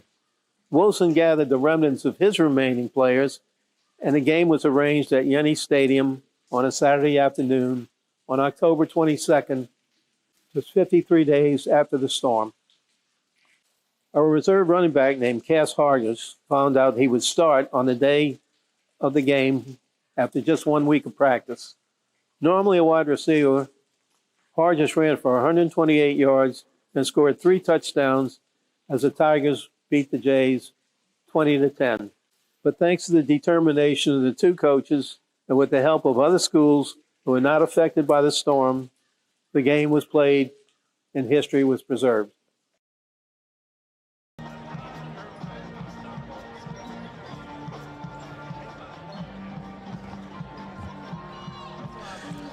I want to thank Ron Bricado for his thoughts on just some of the great moments in this series. And again, this is the 5th oldest continuously played rivalry in the United States of America, and started way back in 1922, the 104th year, the 107th meeting, because in 3 different years these teams have met a second time in the playoffs.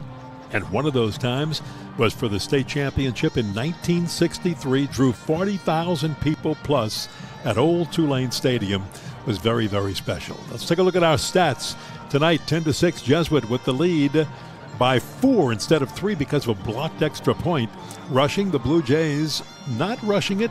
Holy Cross leading 89-35. Passing yards belongs to Jesuit, 93-49. Total yardage, pretty even, a 10-yard difference. But look at the most important thing, no turnovers in the first half. No interceptions, no fumbles, no giveaways. For the most part, they're playing extremely clean football. They got to clean up a couple pre-snap penalties, which they've had a couple of issues with. Both sides have, which puts them in bad situations. I think and we don't have it up here, what we need to look at is what is the third down conversion ratio for both teams, right? Holy Cross has converted in the second quarter on a bunch of third and longs. We made comment to that. Jesuit as a defense cannot let that happen. Look at the 89 yards rushing by Holy Cross. You know what that is? That's Keyrine Smith. We, as coaches, see things like that with those type of players. I've always come from the school that, hey, that's my engine, that's my motor, that's what I got to feed. That's what I would be telling him right now at halftime in this locker room. Dude, get lubed up because you're fixing to be handling the ball this second half. They need to run him like they've never ran him before. 16 carries for 84 yards and 1 touchdown for Keyrine Smith. So I think the only other long run was that long run where quarterback Jacoby Faria just took off and got that 17 yards he needed or so for the first down. Otherwise, it's been all Keyrine Smith, and you can see why so many major college football programs want this young man. 5'7", 186, 3-year starter here at Holy Cross, and he has just been magnificent. 7 touchdowns on the year. So this week also marks the 10th anniversary of the last overtime meeting. Tied at 14, Jesuit had the ball. Connor Pruitt puts Jesuit on top, 21-14. Holy Cross gets 4th and 11. Chandler Fields keeps the play alive, finds Brett Carter in the corner of the end zone for the tying touchdown. Good ground level replay right here. And Holy Cross kind of wearing those helmets that John Kalbacher used to wear way back in the 1960s. What a catch right there. Just amazing. And then we go to the second overtime, and it's Fields hitting Tyler Lamb for the score to give Holy Cross a 28-21 lead. Jesuit gets to 4th down and gives it to Pruitt. But watch this. He is stopped by Jacques Boudreau and a host of Tigers who celebrate the victory. Yeah, it's just one of the great games that Holy Cross Jesuit has gone through over the decades, right? You remember that one very well, don't you? It was my first year calling up here in the booth with you guys, and I had just retired the year before, and a lot of those guys playing for Jesuit that year. Of course, I coached a bunch of great young men, hard-playing young men, and I coached against a lot of those guys that were playing for Holy Cross also on the other side of the field. And I remember that, and I remember the great camera shot by our great camera crew with the 1 foot in down in the corner of the end zone. Wasn't that fantastic? That was fantastic to see that on our production. Yes, so yes, I do remember that game, and I think I remarked that night that this is on par for a Holy Cross Jesuit rivalry. And you know, as good as and you were a very good head coach, you were a very good assistant coach, you are also an excellent analyst, and I am so glad that you have chosen this field to continue. And, you know, we haven't had a chance to say this, but Renee Nadeau visiting with us in the press box, sitting right next to you, and I'm telling you, folks, if you're a young player and you want to be an analyst, you get these two guys, you buy them lunch, and you start a tape recorder, and you say, how do you do it? And you let them talk. You buy them lunch, you buy them supper. They're analysts. They're going to keep talking, so you might have to buy them breakfast too, but it doesn't matter. Well, you learn. These are two of the absolute very best. Well, Renee can give you the tips. I'm just going to say answer the telephone call. That's what I'm going to say. So, because that's how I did it. You know. But anyway, yeah, it's been a pleasure. But I do remember that night in 2015 in that great Jesuit Holy Cross double overtime game, and you know, we look like we're heading into a great second half here with a 4-point lead by Jesuit. And Jesuit gets the ball. They had won the toss. They deferred. Correct. And Holy Cross got the ball to start the game, so now the Jesuit Blue Jays will have it to start the second half.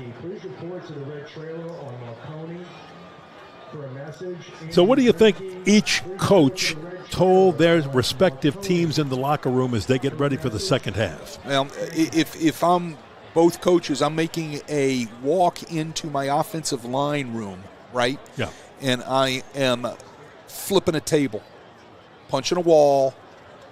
I'm doing something to get these guys blood flowing out of their eyes and their nostrils. That's what I want, and that's how I have to have my offensive line playing in the second half, because it's going to be won or lost right there. And then if I'm Holy Cross, I'm walking over to one of the best running backs in the state of Louisiana and tell him, dude, lube up, because you are fixing to get used the second half. That's exactly what I'm saying. You think right? you had some carries in the first half? Wait till you see what you're going to get in the second half. And then I'll walk over to my defensive room, and I'm going to flip a table, and I'm going to tell them it's either going to be won or loss up front with that defensive line, because if you're Jesuit, we're going to have to stop this run. You know they're going to feed him the ball. And if you're Holy Cross, we're going to have to stuff things up front and get some sort of pressure on Sully Sullivan back there and make him feel uncomfortable. And, you know, again, for Jesuit fans, they're going, if you're a Jesuit follower, you're probably going, what happened to Taylor Norton, the senior quarterback? He did play the opening game, suffered a thumb injury, and has not played, this being now the third consecutive week after those two opening games. So they want to make sure Taylor Norton is okay. He's also one of their punters. He could punt, but they don't want to take any chance that his thumb gets re-injured. Sully Sullivan took over. And then last week against Brother Morton, Manny Vanderway came in the game late. And Manny Vanderway almost pulled it out for the Jesuit Blue Jays. He showed something that the Brother Morton Crusader defense really struggled with. And he was able, as a 5'11 sophomore, to use both his feet and his arms. And he was giving the Brother Morton defense fits. But Brother Morton was able to drive down and with 2 seconds left on the clock, kick a field goal that looked like a wounded duck, just snuck into Noel Moore, I believe. Pardon me, I'm getting mixed up with our kicker here for Holy Cross. But they got one that just slipped into the left corner over the crossbar and inside the upright, and it was good, and Brother Morton had pulled out the victory, even though Jesuit tried a really neat razzle-dazzle play with 2 seconds on the clock and about 9 laterals. It fell short, as those plays usually do. So no matter how you look at it, we should be in and set for an interesting and fun second half of this great American Rivalry Series game between the Holy Cross Tigers, home team this year, and the Jesuit Blue Jays. And again, you're not only trying to win a rivalry game, you're trying to win because you're in District 9-5A. And you've got a great chance. You've got a tough schedule. When you get through this district, if you qualify for the playoffs, you're ready for just about anything that comes across. If you battle Ed and Nakar, whether you win them or lose them, really doesn't matter. And unfortunately for Holy Cross, they opened 9-5A last week with Ed and Nakar, lost 42-3. Could never get a running game going. But the interesting thing about that Ed and Nakar game, if you're following Louisiana football, is that John Johnson, the quarterback, ran a whole lot more than he usually does, and his comments after the game were pretty interesting. And he said, this is the game plan now, because everybody's been dropping 8 on us because of my passing ability, or his passing ability, and the coaches are now going to make them come in and fill that box. And we're going to open up that secondary a little bit, and I'm going to run it. You're going to see the running backs running it a little bit, but it's going to keep people guessing as to whether I'm going to throw or run, and hopefully even out the defensive coverage. Well, I mean, you said it. By the time you get done with this district, you're playoff ready. The problem is are you walking? I'm serious, because no joke there. Folks. You see what type of physical ball game's going on here tonight. We saw what type of physical ball game we called last Friday night between Brother Martin and Jesuit, and these guys are week after week are pounding on each other, and you're ready. I mean, you're ready for the playoff bracket you're going into, which would be the Division I select bracket. But the question is, are you physically ready? Do you have all your people? Do you have all your bullets? That's the big deal. Absolutely, and we'll see. The teams are on the field, and they are getting loose. And what you really like to see, too, in this game is just the sportsmanship. The sportsmanship in this game is something very special. You see it even in the course of the first half. You're not seeing anything that would draw a flag for unsportsmanlike. You're not seeing any. You and I have seen. Well, we're not either seeing games it up we here, broadcast right? or yeah. I mean, we're not seeing it up here. There's a little what to do at the bottom of the those scrums and those tackles when there's a pile of people around. Let me here. ask you this. That's just the rivalry, right? Wade Kaiser, he was a center for the Jesuit Blue Jays. He was at the bottom of a lot of those scrums. And there's a lot going on under there. Anything you can actually tell us that we wouldn't have to beep out over the air?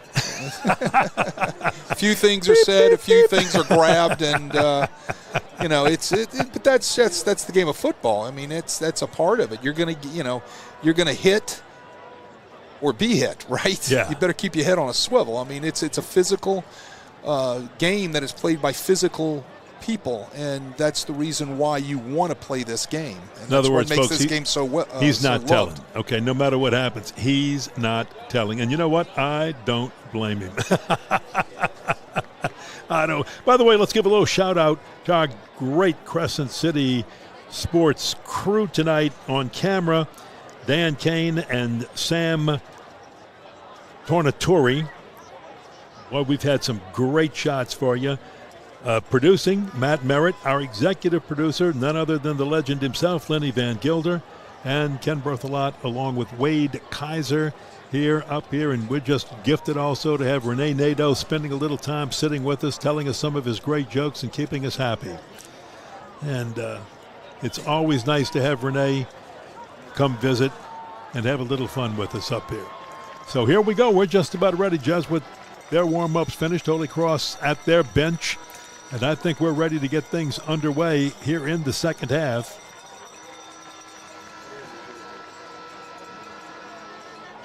Remember, Jesuit had won the coin toss. Well, I tell you what, I love to watch both coaches and the way they work the officials, right? I was just watching, because I used to do that, right? I mean, any edge you can get, right? Yeah. So I was just watching Ryan Manali explain, the head coach from Jesuit, explain something to the white hat, and I know what he was talking about. He was talking about the way they use their crackback blocks on their screen game, right? Coming down the line of scrimmage, and you've got to be precise, or that's a block in the back. And I know that's exactly what he was talking to him about, because I saw it take place a couple of times already tonight in the first half. And he was reminding the white hat that, hey, it's happened twice tonight, right? Yeah. Don't let it happen a third time. So, that's the gamesmanship. That's the way officials are worked. Noel Moore will kick it. The very speedy Jair Burks, along with Michael Cerruti, is deep for the Jesuit Blue Jays. Burks already has one kickoff return for a touchdown, 65 yards last week against Brother Martin. And the second half is underway. And this one is coming down to Burks, right at the goal line. Burks with a seam. Burks with a hole. Burks with almost a broken tackle at the 30-yard line, and you're seeing some vintage Jair Burks on a 32-yard return, a 33-yard return from the goal line out to the 33. Well, last week he had a 66-yard touchdown return where he hit a hole in a seam like a bullet coming out of a gun for a touchdown against Brother Martin. He has a seam right here. Look at this seam right there. He hits it, and he is off to the races until someone in a Holy Cross jersey just wrapped his legs up and brought him down. Nice 33-yard return, sets Jesuit up in good field position. So it is Sully Sullivan back at quarterback with Cerruti at the running back spot now in place of Galvin Palmisano, and Cerruti up across the 35 up to the 38-yard line for a 5-yard gain. Yeah, Cerruti last week had 13 carries for 80 yards. He was the workhorse last week with 1 touchdown. That's 6.1 yards a carry, so Cerruti's got some fresh legs. You can kind of see what Ryan Manali's doing here. He wore out Palmisano in the first half. He brings in some fresh legs. We'll see if Cerruti, the sophomore, can really spark this offense. Why would that be special for this sophomore on 2nd down and 5? And he fakes the handoff and throws out there for Benjamin Neff, but incomplete. Well, it's RPO. Let me tell you what he was doing, Ken. He had the numbers out there and he had the leverage, right? So he fakes the inside zone, rips the ball out, tries to throw it out to Neff, who has the leverage out there. They've got 3-on-2 at one point, and they throw to the second receiver in the trips formation on the out route. Just not a good throw. So there is Michael Cerruti, the sophomore, to the side of Sully Sullivan, who looks like he'll go the distance. Manny Vanderway, we understand, is also injured after a hard hit he took last week. As Larray was in motion, and the pass over to the right side incomplete, in and out of the hands of Benjamin Neff, another sophomore. A lot of these underclassmen stepped up and almost pulled off the big upset last week against Brother Martin. Yeah, you can see Maxwell Landry right there. Gets there a tad bit early. You can look at the Jesuit coaches right there. They're throwing their hands up in the air and saying, "Whoa, time out here." You know, we didn't. That little interference going on right there. They just don't get the call. It's going to force Jesuit to punt. Yeah, it's going to force Jesuit into a 1-2-3 punt, and not exactly what the Blue Jays wanted to do. Cerruti is also handling the punting duties tonight. Low punt, but he picks it up well and gets it off. And nothing doing back there for Talon Myers.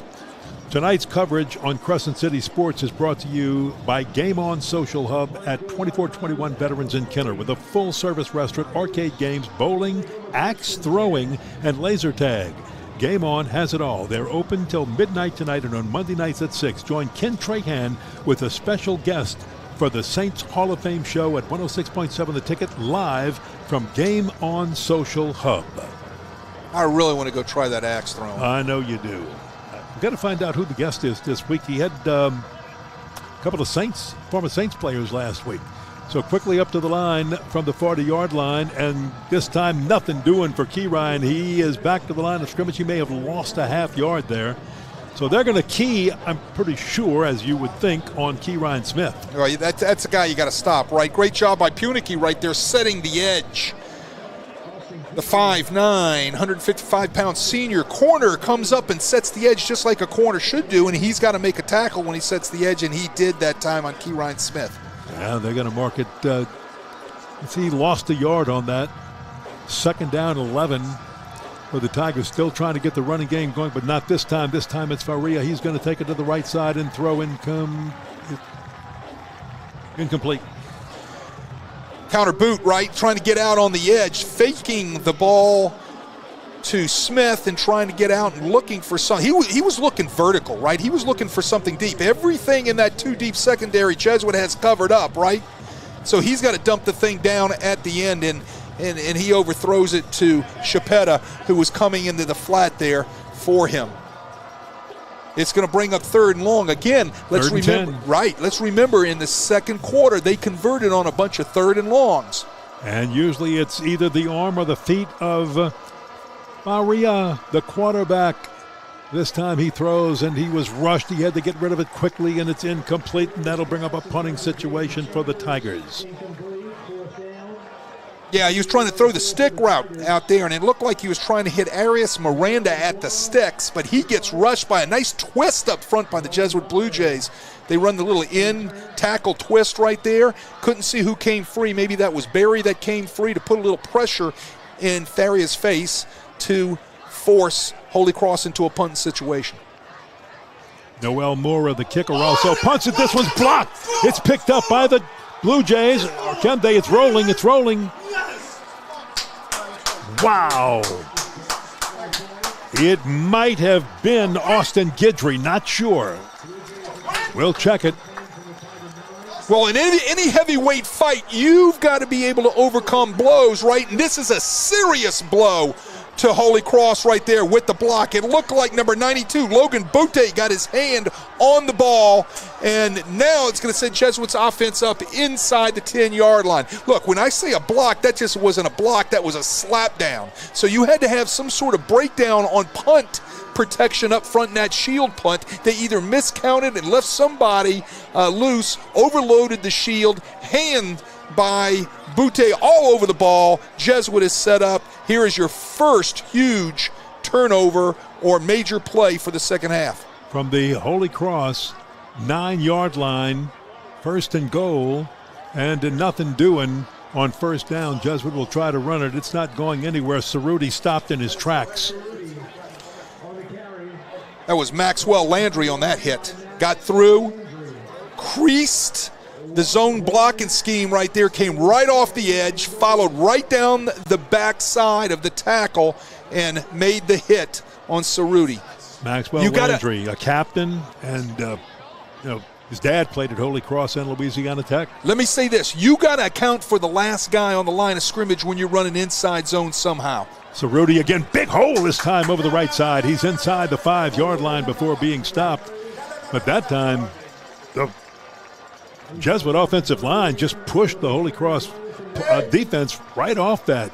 And now they'll go quickly to Cerruti again. This time a keeper by Sully Sullivan. They used that play last week, and it worked against Brother Martin. Sully Sullivan does it again right there from 2 yards out. Touchdown, and Jesuit has opened up a 16-9 lead over the Holy Cross Tigers. Well, that's the complimentary play off the zone read right there. Rip the ball out. You can see everything in a navy blue jersey, especially off the edge, collapses down. Great job by Sullivan right there, reading the last guy on the line of scrimmage, ripping the ball out, walking into the end zone.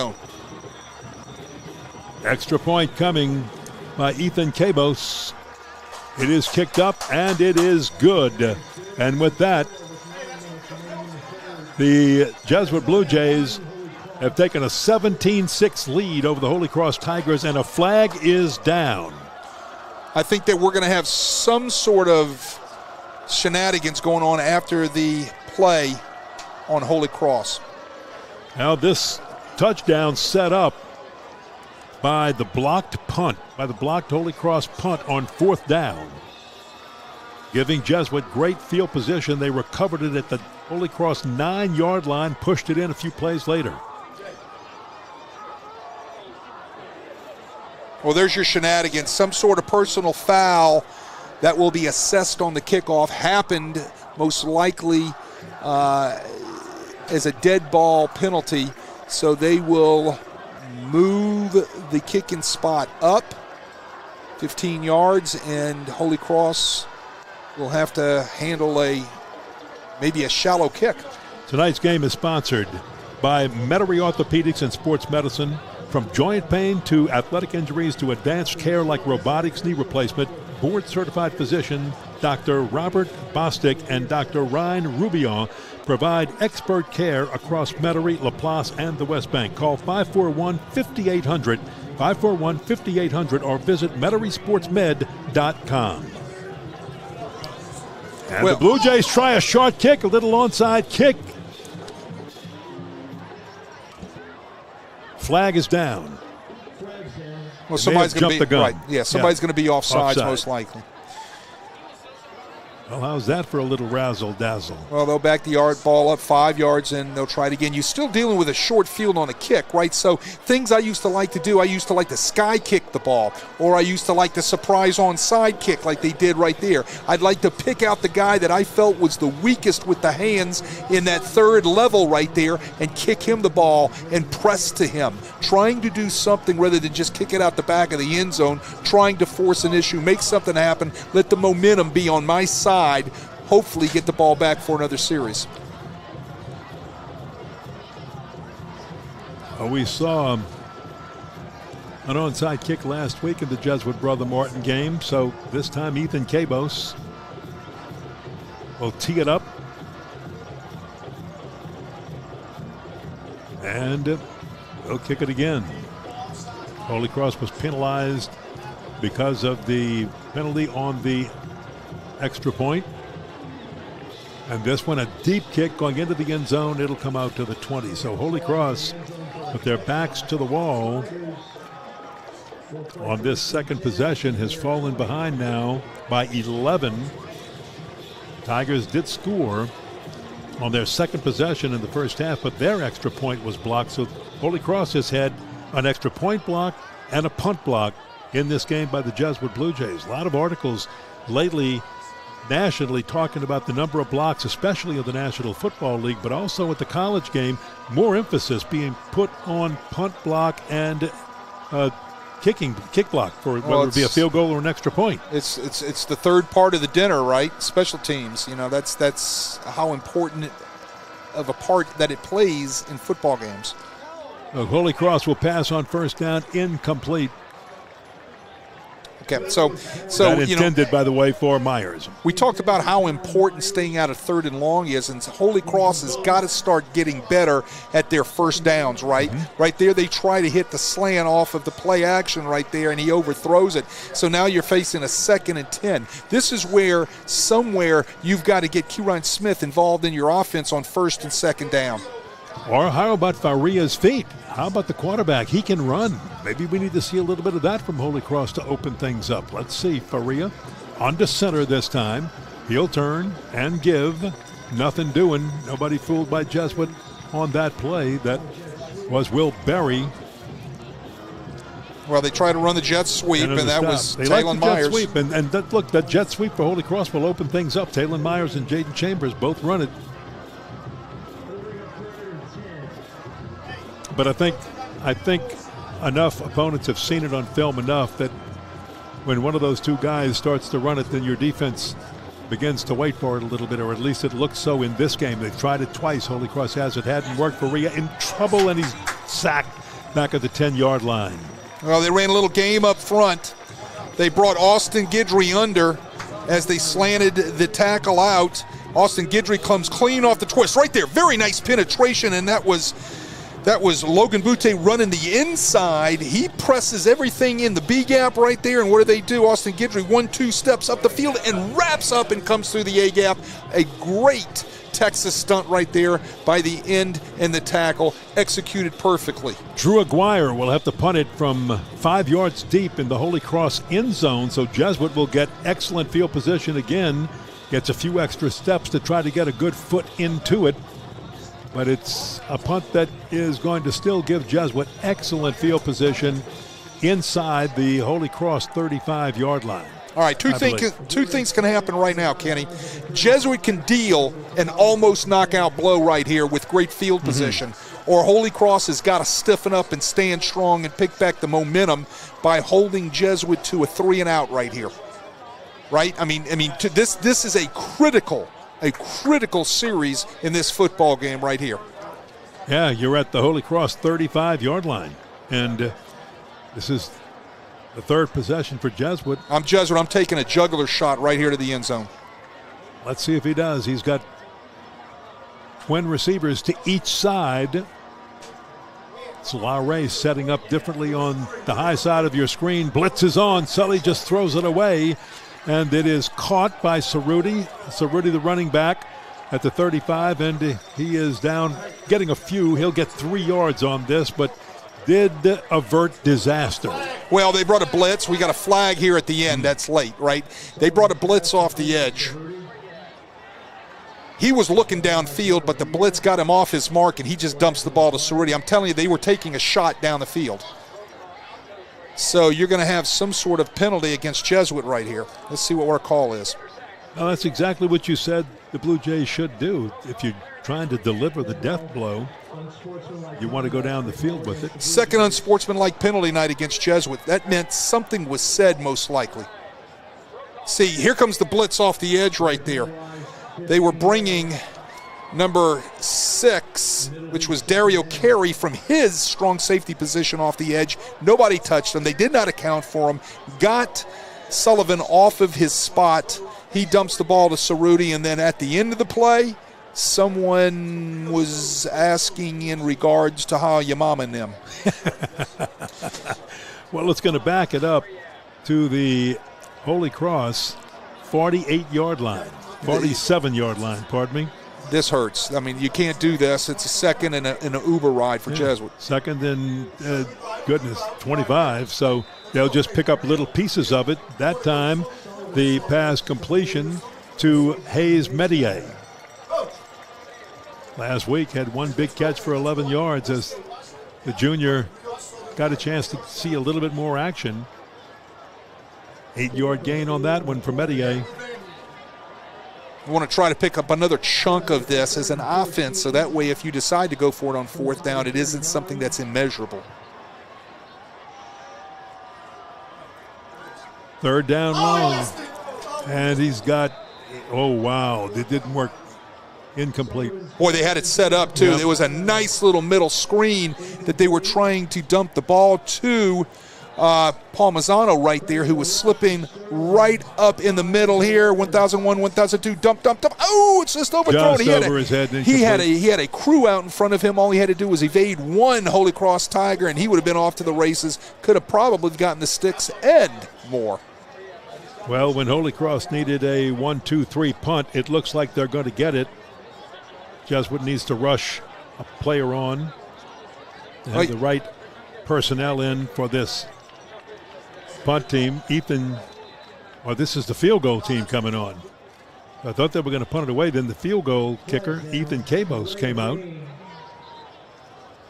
I think we called a time. I think Jesuit called a timeout. We will have a timeout by the guys in white to talk about whether or not they want to punt or try the field goal, or maybe just get their personnel on. Looks like they've changed to their punt team. But this is a huge series for Holy Cross. The force of 3 and out helped with a penalty, right? But this is something that they can build on. Now they've got to get back to get those chains moving offensively, and the way they got to do that is get that into their running back's hands. Look, Cerruti back to punt, but he kicked that. He would have been kicking a field goal from about the 50. He would be looking at a 60-yard field goal. So maybe they just got the yard line mixed up. But a nice punt by Cerruti will deep it all the way, kick it all the way down to as the official walks it off. He's going to mark it out of bounds at he had it at the 11.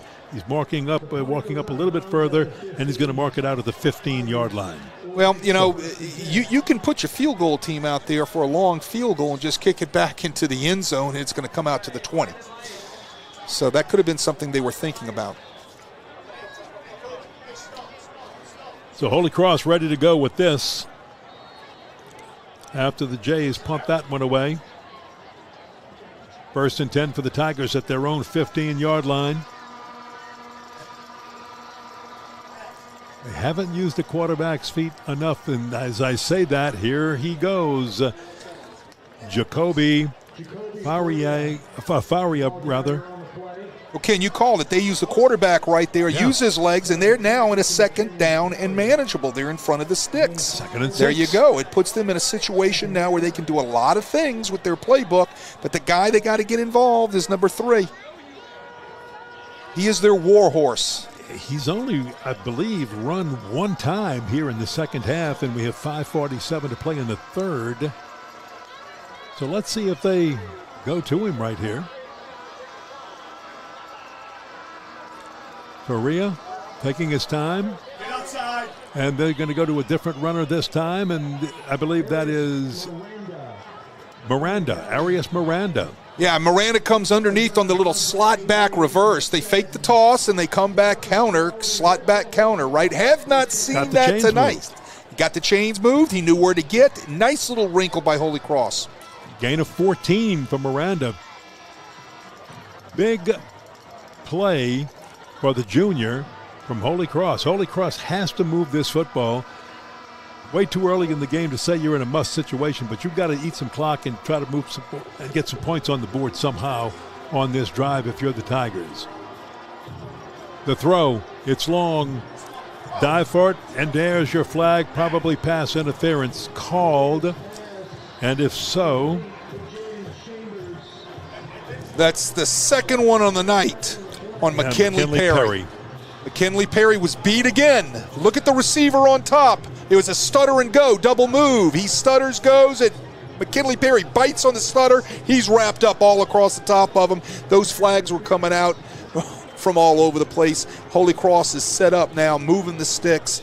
Huge pickup there for Holy Cross to be able now to use everything they've got in order to be able to get into that end zone, right? So here you go. What do you do here? You've seen counters. Oh, here's our call.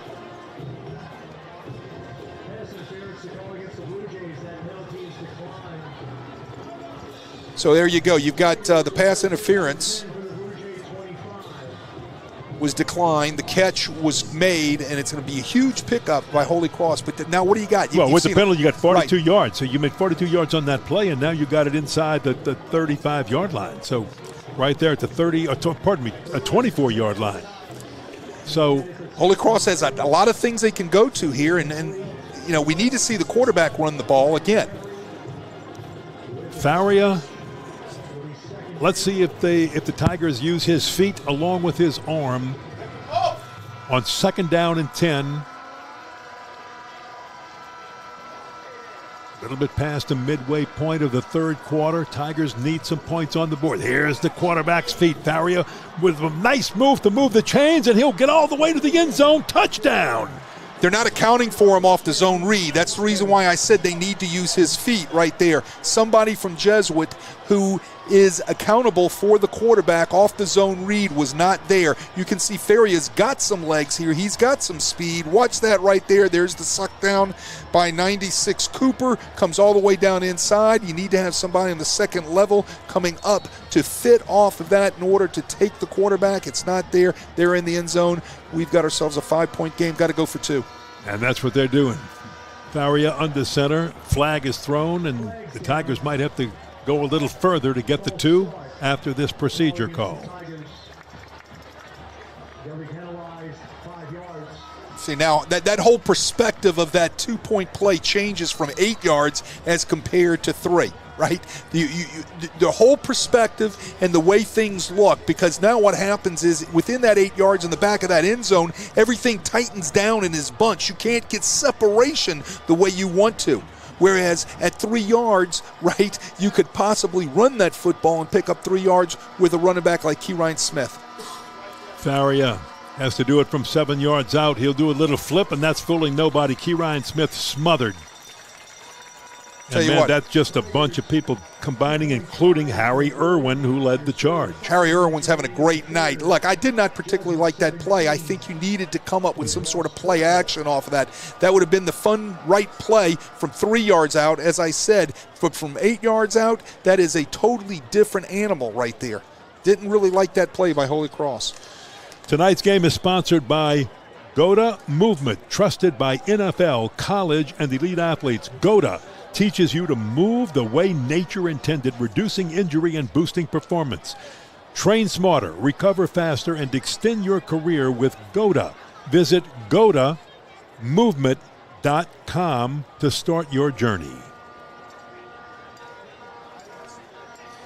Yeah, they needed points, but they could have used the full 7 right there and instead just got 6. So it's now Jesuit by 5, 17-12. Looking a little bit like last week's Jesuit Brother Martin game. This one might just come down to who's got the ball last and can they score points on it.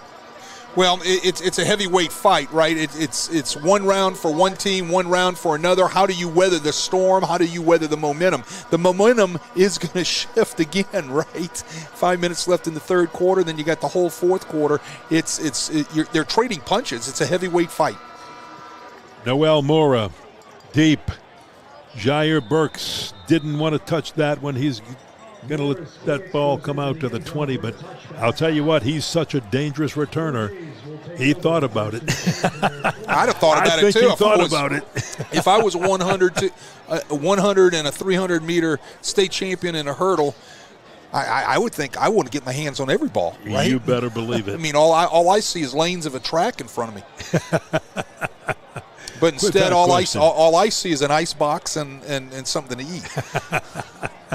Spoken like a former player and a good coach. No, spoken like an offensive lineman.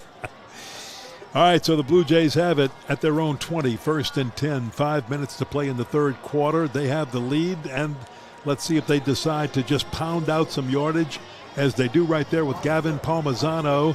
Eat some clock, because Holy Cross is still two scores behind them, or one score behind them right now at 5.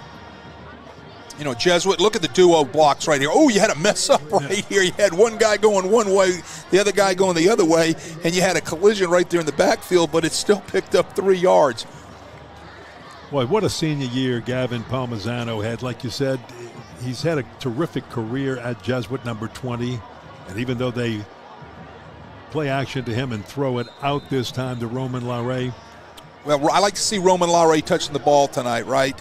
I said at the top of the broadcast that he is going to have to touch the ball some tonight, and he only touched it last week 2 times. I think they knew that, and they wanted to get him the ball somehow tonight, and I think that is his 4th reception on the evening tonight. They've got to get Jair Burks also involved in this throwing game. I think it's his first reception on the evening. He had a few in the first half, in the first quarter. First in the second half then, yeah. Right. So here we're looking at 3rd down and 6. They got to get to the 31-yard line. Sullivan scrambles, chased, throws, incomplete. And Hayes Medier is down, but he gets up and is okay. Well, I believe Holy Cross was getting home with a 3-man rush. Let's see, 1, 2, 3. Yeah, that can't happen, right? That can't happen. 3-man rush, and they're getting pressure on the quarterback, getting him to move off his spot. Got him out there. He's trying to make something happen. Now it turns into a scramble drill, right? And he just was not on target. Jesuit's got a punt. Another huge turnover in downs for Holy Cross, right? And here we go. This momentum is switching again. Yeah, a couple of 1, 2, 3 punts. Cerruti will punt it from his own 10-yard line. Holy Cross should get excellent field position here. And let's see, we've got flags down again. Got a delay of game. Delay of game. Wow. Ouch.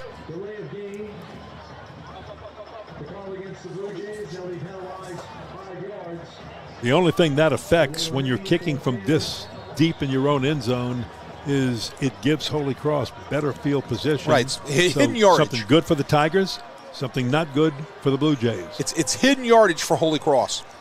So Cerruti gets his foot into it. And it's going to roll out of bounds on the other side. So this will be at about the Jesuit, where they're going to mark it at the Jesuit. Let's see where they're going to finally put the ball down. Jesuit 47. So Holy Cross takes over. In great field position again. Well said. I mean, that's it. Now the Tigers took advantage of their quarterback, Jacoby Faria, and his feet last time. Let's see if they can get Key Ryan. Here's to give to Key Ryan Smith, and there's typical Key Ryan Smith all the way down to the 35-yard line. My goodness. Yeah, running the off-tackle bounce game, right? And his spot as he was aiming downhill was the outside hip of this tackle. If the tackle is walling in, he bounces out. If the tackle's walling out, he's diving in. Smith just went over 100 yards. That's 101 for Key Ryan Smith, and the Tigers keep moving. They're going to get the first down here and move the chains down to the 25-yard line. And who are they going to feed right now? They're going to feed the big dog. They got to feed the dog, and the next thing you got to do is pick up tempo, and that's what they're doing. Got Jesuit on their heels right now a little bit. So 1st and 10 at the 25-yard line. Picked up the pace a little bit, huh? Keyron Smith caught from behind and brought down for no gain. Yeah, that was Bo the Beast Matalewski making a play coming from the backside and pulling down Keyron Smith that time. I was told I had to use the term beast this week, right? So I've got it in there, young man, a couple of times for you. He got it in each quarter, so there you go. Not bad. He's excited about that. But Bo Matalewski, a Nichols commit. And yeah, they're going to get a good one. They're going to get a great one down there. From the 25-yard line, 2nd down, 10 for the Tigers. After 2 big gains. Smith, who had just gone over 100 yards before that last carry. And here's your quarterback on the keeper, and that's what we've been waiting for a lot. So Faria with a nice carry down to the 20-yard line. And that opens up so much, and it opens things up for Keyron Smith. Well, what it does is he lulls you to sleep. You hand the ball to Keyron Smith on the zone read, hand the ball on Keyron Smith on the bounce play, toss the ball to Keyron Smith. Whatever you got to do, you get it in his hands, and all of a sudden he pops one on you. You got to account for him, right? You just can't go to sleep on number 2. Okay, twin receivers each side. Keyron next to Faria. Here's the toss to the right side. That one's picked off, intercepted, and that's going to be Jesuit football. There it is, the interception, a big-time pick right there by the Blue Jays, McKinley Perry. Well, here we go. McKinley Perry gets 2 huge interference penalties on the evening, correct? And what does he do? He comes off on the play of his life. He steps in front of the out route. Not a very well thrown ball. You can't throw that ball late, and you can't throw it to the inside shoulder. That ball, if it's going to be late, it better be out of bounds and on the outside shoulder on the comeback route at the sticks, right? Just a poorly thrown ball by Ferry. He wish he had that one back, but credit McKinley Perry for the huge step in front pick right there. And another body shot traded. Could this be a change in momentum? Well, let's see. Jesuit's only thrown 4 passes in the second half, and they have yet to make a first down in the second half. So let's see what they do here. They'll go with Gavin Palmisano, and he'll take it from the 14-yard line up to the 20. Well, let's call it the 19 for a 5-yard gain. Well, you got to be happy, for the Perry guy, right? I mean, simply, you don't want the big Holy Cross game remembered because I had 2 interference penalties, right? So a little redemptions for himself. You got to be happy for that young man. So here's your 2nd down and 5 for the Blue Jays, and they have moved the chains. 1st down, and I think they're just going to feed their big horse right here, Gavin Palmisano, that time a 9-yard gain. Yeah, also going with a little tempo. Those guys for Holy Cross, those big defensive linemen, Cole Todd, Jaden Sterling, those guys right there getting knocked out of the way right there on the inside zone play. Said Palmisano, also a good baseball player, did a lot last year, mostly as a receiver. Yeah, he was a receiver last year, and they moved him to the backfield. Ryan Manali saying they needed some legs in the backfield. So what did they do? They went around and look who's tough enough to carry the ball, and Palmisano, was the guy that they came up with, and so far it's been a great move not only for Palmisano but a great move for the Jesuit offense because, like I said, he's like the ground chuck of the offense. He's the guy that's the 80-20 that you look for when you're coming to ground chuck, right? And look, he's going to get the hard yards. He's as good a kid as he is a ball player. I know his next door neighbors and Bill and Donna. I'm not going to use their last name here, but they said he is such a good kid. He's the type of kid, if we had a daughter, we'd want him to marry her, but since we don't have one, we may adopt one just in case he changes his mind and wants to marry our daughter in the future. So there you go. There you go. Good stuff. All right, Community Service Awards being presented down on the field. Jesuit and Holy Cross. Cole Punicky, Courts for Kids Project in Panama. Boy, this is what you do for service. Junior Leadership Committee, Blood Cancer United Volunteer at Grace at the Green Light and St. Michael's School. And for Holy Cross, Michael Taylor, the Notre Dame Vision Program, the Holy Cross Immersion Program, a 3-sport athlete, and a 6-year band member. And I love to see band members who play in sports also. just love it all the way. So how special is that? And we pick up play here in the fourth quarter. Well, it's always good when your young men, you're teaching. Palmisano again. Right, you're teaching on both sides of the field, not just to be football players, but you're teaching them to do things in your community and to help out, and that's what these guys do. And those are just only two on both teams. Holy Cross has a bunch of guys on their football team that do this, and so does Jesuit, and that's great for our community here in New Orleans. That interception by the Jesuit Blue Jays was the first turnover, interception, or fumble we've had in this game. So you haven't had any giveaways until that one right there. And boy, it came at a great time for the Jesuit Blue Jays as Sully Sullivan is back. He's going to throw it long, and he overthrows the intended receiver down there, Roman LaRae. You were hoping to see him targeted more. He was just targeted. Well, he was just targeted, but it was great coverage down there by number 20, Savoy Guidry, the fine corner from Holy Cross, running step for step with him in phase, hip to hip, had his eyes all the time where it needed to be on the receiver in man coverage type of look, and when he needed to look back, he looked back. Great technique by number 20, Savoy Guidry. Third down for the Blue Jays. We've got about 7 to move the chains. And this is going nowhere. A little pass out in the flat, well covered by the Holy Cross Tigers, and they just smother Hayes Medier.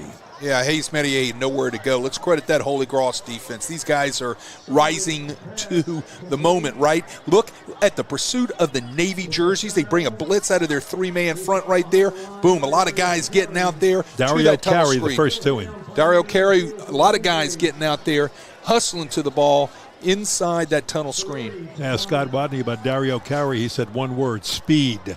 And he'll hit 2 if you need a few extra words. So Jesuit has to punt the ball away, and they do. And this one will give Holy Cross some pretty good field position as we are in the fourth quarter of play. So it's time is of the essence for both of these teams. And our fourth quarter, tonight's coverage on Crescent City Sports is brought to you by Prime Business Advisory Solutions. Looking to grow your business without the cost of full-time execs? At Prime, our experts deliver results in finance, operations, marketing, and more. We don't just advise, we execute. Visit primebas.com and let's grow together. Right at midfield, 50-yard line. You can't ask for much more when you need it the most if you're a Holy Cross Tiger. You're trailing right here by 5, 17-12 in the fourth quarter. Just under 10.5 to go, 10:22 to be exact. And dropped. Catchable pass that time, but just a little, maybe low. Could have got that one up just a little bit more. That was intended for Myers. Yeah, look, you got to catch that, right? Yeah. I mean, he's got a nice cushion on the corner off the RPO. You got to catch that. Where does it hit him? Right at about the waist in the hands. Yeah, Talon Myers. Second down, 10. Holy Cross cannot waste this drive, right? They take over again in great field position. They got a great opportunity here. Naria with the handoff. And again, a great turn of the corner by Keyron Smith. Well, he gets to the edge, and then the Jets come on, right? He bounces it nicely, right? Everything's blocked up inside. He just can't get anywhere inside. What does he do? His quick feet gets him to the outside. And the minute he gets to the outside, watch this, right there, jump cut. Out to the outside, very nicely done. He turns on the Jets. At the 44-yard line. Third down for Holy Cross. This is huge, probably 4-down territory if they don't make it here because of the time on the clock, and you've got to get something, but they need 4. Keyron Smith smothered at the line of scrimmage, going nowhere. Yeah, Matalewski blitz does a nice job. He gets home. Also sitting right there was number 34, Nathan Hamrick. We haven't called his name much tonight, but he's a fine young football player. He's a senior. Makes a nice play right there to bring down Smith. Smith, 22 carries, 112 yards for Holy Cross, but they're going to punt, or will they? Well, you're gonna have to be in a safe punt return here if you're Jesuit, because there's a lot of options here for Holy Cross. Well, Roman LaRae will stand back at about the 20-yard line. It looks like it will be a punt. And the Tigers get one off, and Larray will call for a fair catch. Let the ball sail over his head. It's going to get a good Holy Cross bounce, but they can't catch up to it, and it's going to roll into the end zone. He does a nice job bluffing. We're talking about Larray right there, getting their fair catch hand up to try to draw the coverage into him, and it happens. Holy Cross didn't shoot past him to get down there to keep that ball inside the 5-yard line. It goes into the end zone, and he'll be out to the 20. That's the job of a good returner, to make sure you know when you're not going to catch the ball, you want to bluff and make sure the other team does not get down there and down that ball and put your offense in a bad situation. Look, you got to credit the Jesuit defense. Keyron Smith had one run and gained some yardage, but for the most part, he was stuffed, and Jesuit needed to step up defensively right there. Holy Cross needed to step up offensively. Jesuit won that battle. Now let's see how much clock they might be able to eat with 9:07 to play, and here's an incomplete pass. Wow, just off the mark and thrown too quickly to Jair Burks. Trying to get Jair Burks out there on the edge by running him in a bubble back there. That could almost be a backwards pass. It wasn't. He just could not get to that ball that was let out in front of him by Sullivan. I see what you're trying to do. You got to get the guy out in space so he can turn his jets on, right? But you got to complete the pass in order so he can turn his jets on. That's one thing we have not seen very much of tonight. Jair Burks out in space trying to make some plays. Holy Cross is taking that away. Not a lot of touches tonight by Jair Burks. And I think that credits Holy Cross defense. They're trying to make sure that he is not open. He's not a possible receiver. Well, look, and when you're an offensive coordinator, you can only spread the ball around enough, right? You try to get everybody to, everybody eats, right? You're trying to get everybody a chance to get the ball, but sometimes somebody might have less than more. 2nd down and 10 at the Jesuit 20. Sully Sullivan will hand it off, and Palmisano just pounding forward, and he's up to about the 22-yard line. And here comes a late flag. My goodness. That came from a long way. That looked like they were trying to hit a cutoff in a playoff baseball game last night. Yes. Looks like something against Holy Cross here. Wow, if it is, what a costly personal foul this is going to be. My goodness. Well, it'd been pretty clean up to this point. Now we've had a couple of unsportsmanlike penalties and a personal foul. So, the conversation has kind of grown tough. Here's a look at it. See if we can see the personal foul somewhere in there. That's just to trying to strip the ball there. Well, it looks like somebody might have came in late, maybe right after the whistle. Couldn't hear the whistle up here, obviously. Maybe that was the personal foul. But anyway, you look at it, Jesuit with another set of downs. Up to their own 37-yard line, but like you said, another set of downs is most important, and they're going to go to the left side. Benjamin Neffen, here's another flag that's thrown. This time the person covering was Dario Carey. Let's see. It's going to be a late hit out of bounds, I think, by Carey. Wow, if that's the case. Carey looked upset with himself. Yeah, it's 2 in a row. That's unacceptable. Well, that's a lot of free yardage. When you look at it, you just gave up 30 complimentary yards and you moved the football right up to midfield. So now the Holy Cross defense really has to step up. They're going to need a little of that win one for the Gipper talk from the Annals of Notre Dame coming in to help the defense out to make a critical stop here. Big hole. And the Blue Jays take advantage of it by keeping the ball on the ground and just letting Gavin Palmisano pick up 9. Boy, I tell you what, he's been a workhorse tonight for the Blue Jays, right? He was very patient right there on that inside zone, saw the cut back to the backside B-cap and popped it.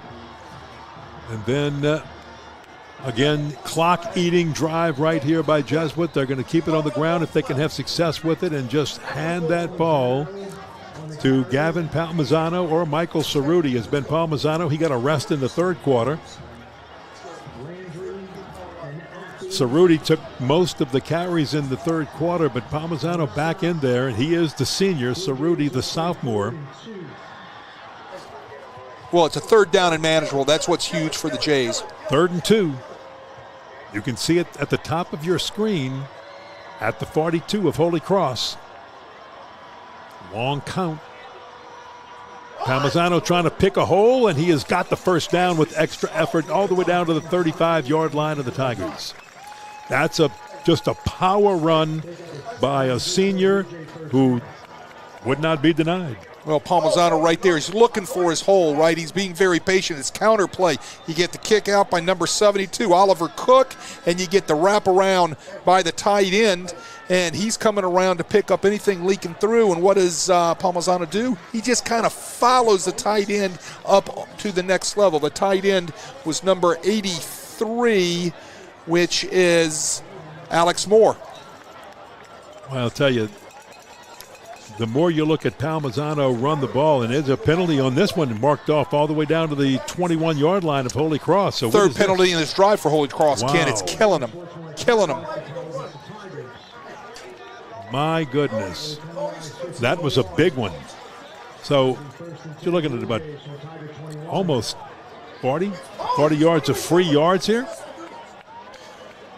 You know, if Jesuit sticks this thing in on this drive, this could be the final punch, right? But Holy Cross would have to look back at these 3 penalties. Well, your or tight more. end was coming off the field, but had to be waved back on. You got Roman Lauray wide to the left. They've been trying to get him the ball a little bit more in the second half here. Sully Sullivan, they're using a lot of clock. Jesuit in no hurry.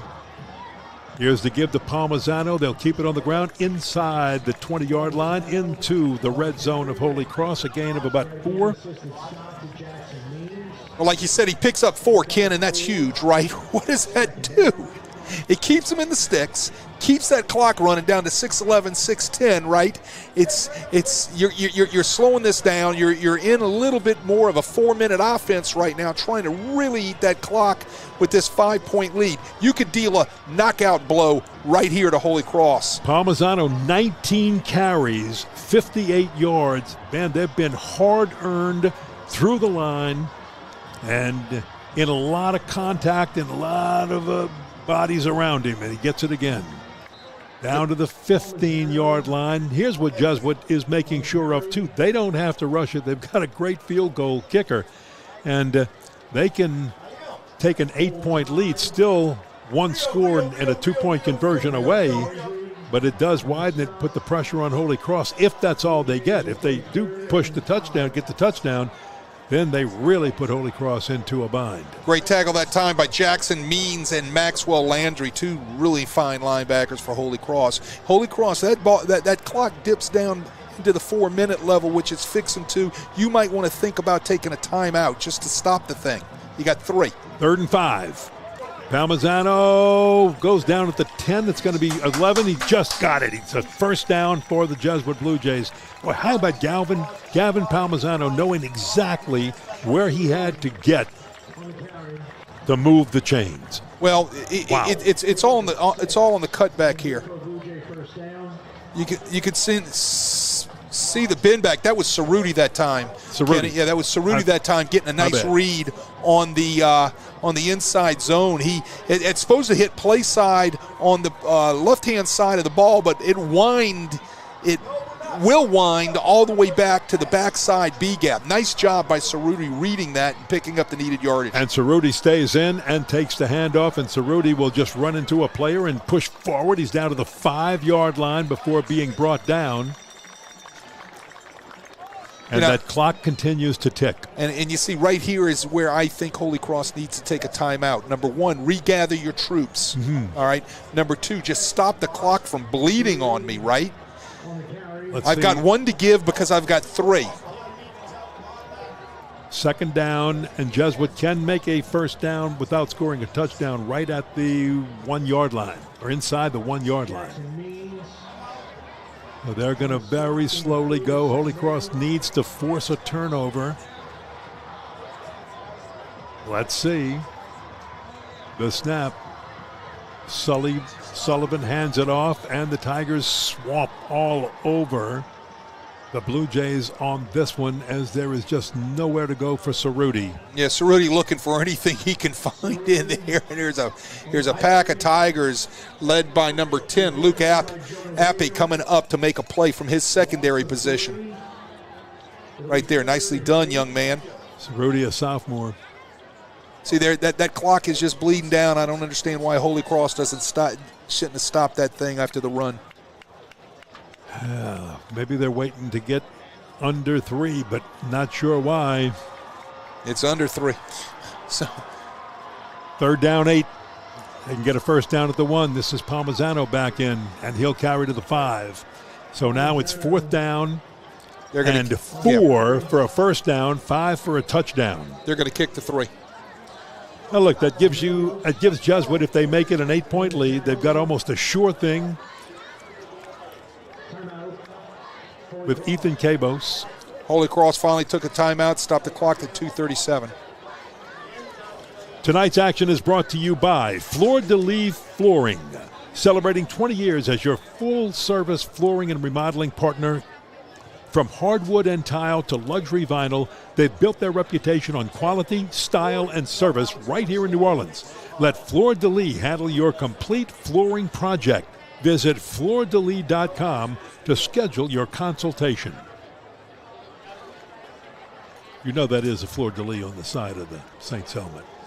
Is that what that is? A long time ago, I was talking to somebody on Canal Street, a visitor from France, where they should know what a Fleur de Lis is, right? You would think, right? It's the symbol of Louis XIV. And it was an older lady, and she said, why does your pro football team have a peeled banana on the side of that helmet? I said, sit down, let's talk about the Fleur de Lis. Okay, here we go. This will be a 22-yard field goal by Ethan Cabos. It is up, and it is good. 2:34 to play in this one, and Jesuit has just extended its lead to 8. So the Holy Cross Tigers now put in the bind where they're going to need a touchdown and a 2-point conversion, and they've got 2 minutes and 34 seconds to try to get it to send this game to overtime. Holy Cross getting this ball will have 2 timeouts, 2:34 on the clock. This could be their final shot, right? You know, and I kept harping why back even just at about the 5-minute mark didn't they just use one of those timeouts to probably slow things down? They might have a little bit longer left on the clock right now. You know, it's easy to sit up here and think about those things from up here, but from down there, it's always good when you know you have somebody on your staff that is a clock management expert. Well, Jesuit just took. Let me make sure I've got the 6 minutes and 33 seconds off the clock. They've run 30 offensive plays to 45 for Holy Cross.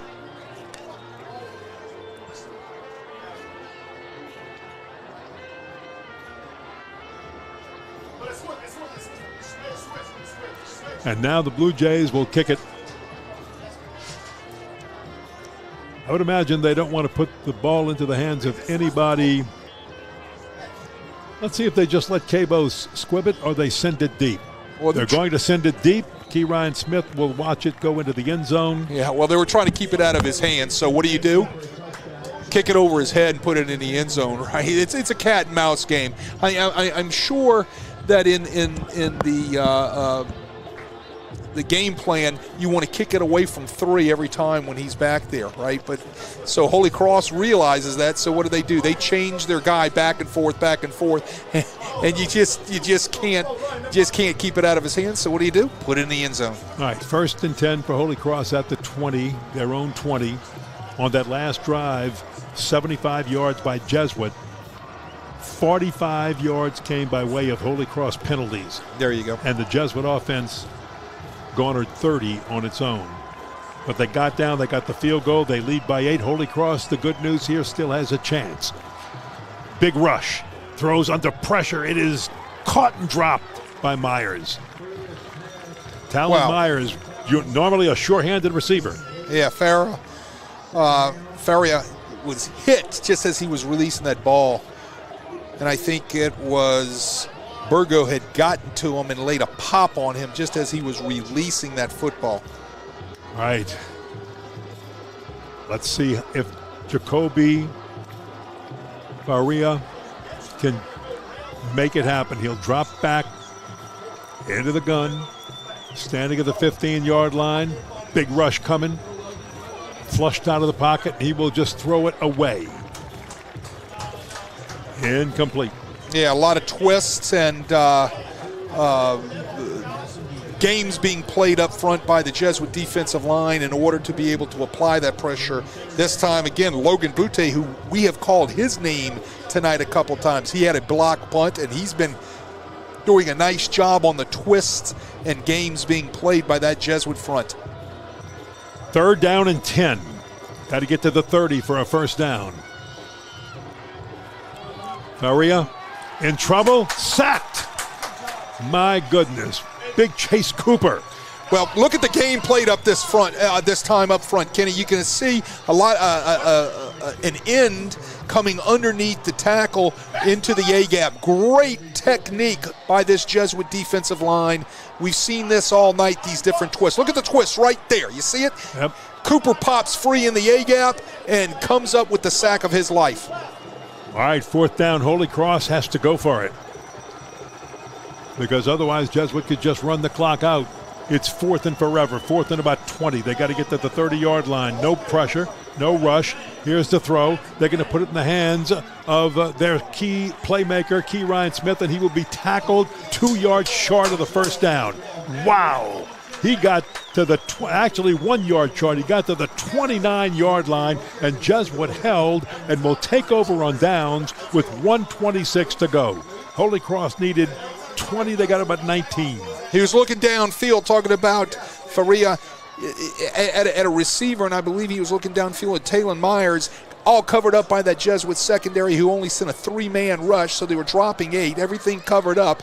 So what does Jacoby Ferrer do? Dump it off to his number 1 running back, Keyron Smith, who almost got to those sticks, right? You saw the talent of Smith, again, right there, eluding white jerseys, almost getting to the line to get.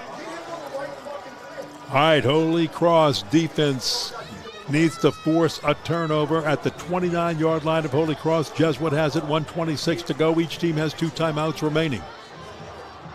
And here's a big gap up the middle, and another first down for the Jesuit Blue Jays when you could least afford to give them one. They're going to keep the clock rolling, and that was Michael, is that Gavin? That's Gavin Palmisano. That was Palmisano right there, hitting the nice inside zone crease for the first down. Look how hard he runs. Look, he ain't going to run away from you. He's going to run over you. Yeah. Right? And look, son, that's not a knock. I am not knocking your speed at all. What I'm talking about is how you lower your shoulders and you're falling forward, and that's exactly what Ryan Manali and the offensive staff saw when they needed a running back, and they moved him from wide receiver to running back this past spring. The snap, they give to Palmisano. They'll keep it on the ground. Palmisano will take a few Tigers with him for a ride down to the 16-yard line, and the clock will continue to run. Holy Cross doesn't have enough timeouts to stop it, and this Jesuit victory tonight will end a 3-year Holy Cross win streak in this series. Well, I tell you what, it's been a major heavyweight fight here again tonight. A couple things you can look back at is that drive where Jesuit scored the field goal, which put it away. Holy Cross having over 45 yards and penalties on that particular drive with a couple of the responding drive for Holy Cross, right. A 75-yard drive, 45 penalty yards given to the Jesuit Blue Jays, and that's going to be it as the clock winds down. This one is over, and this 107th meeting between these two schools in the 5th oldest continuously played rivalry in the United States of America will go to the Jesuit Blue Jays, an 8-point win over the Holy Cross Tigers. Jesuit 20, Holy Cross 12. My goodness, what a ball game we had. And again, sometimes games are won or lost, and this one, maybe because of a few penalties by the Holy Cross Tigers, and they may have hurt themselves a little bit, but you can't just put it on that one drive. Well, you know, you can't. It was like a heavyweight fight. A lot of punches, and I've said it over and over again, trading punches back and forth. And in the end, Jesuit took the opportunity when it presented itself to be able to kick a field goal and go up by 8. Great football game. Both sides, both teams, a lot of pageantry here tonight, again, representing the New Orleans area and the Catholic League in the oldest rivalry in the state of Louisiana. And look, we got to see Key Ryan Smith, and what a great job he did. We got to see Gavin Palmisano. He really did exactly what Key Ryan did for Holy Cross. He did it on the other side for Jesuit. We saw some great quarterback play by both quarterbacks. Overall, really a fun game to watch. Your final comments, Wade. Great football game, great rivalry. We'll do it again next year. I want to thank our crew, Sam Tornatore on camera, and just, we're not going to go through the whole thing. Let's get out. This one is over. Our final score is the Jesuit Blue Jays 20, the Holy Cross Tigers 12. Tonight's coverage on Crescent City Sports is brought to you by Prime Business Advisory Solutions. Looking to grow your business without the cost of full-time execs at Prime, our experts deliver results in finance, operations, marketing, and more. We don't just advise, we execute. Visit primebas.com and let's grow together. And that's the most important thing. I want to thank everybody for joining us tonight. Oh, wait a minute. Hold on. We are staying here for just a moment because we are watching the presentation of the Golden Football. Well, everybody gets to see the Golden Football given, man. That's one of the things that they're playing for. It's a great trophy that has been resting at Holy Cross for the past 3 years and now gets to go to Carrollton and Banks. Both teams line up. Both teams take part in the ceremony. It's part of the sportsmanship, no matter how heated the game. Photographer Pat Guerin of Holy Cross getting some pretty doggone good pictures of the Golden Football Trophy. They're going to have the alma maters from both schools, and then the ADs will present the trophies. They will have the most outstanding player of the game presented also in this ceremony. I've gone through this a few times. Yeah, you did. And what's it like on the field down there? Look, this is kind of I've been on special. both sides. You know, I've been on the side where you're getting the trophy, and I've been on the side where you're giving the trophy away, right? So it's like anything else. I mean, it's you don't want to lose a football game, and you're happy when you win the football game, and you're ready to move on to next week, and your kids want to be able to try to relish what is important about this rivalry, and I think this ceremony kind of alludes to the importance of what's going on here. Record-wise, Jesuit now ups its record to 4-1. Let's listen to the post-game presentation. We'll take you down to the field. Very true.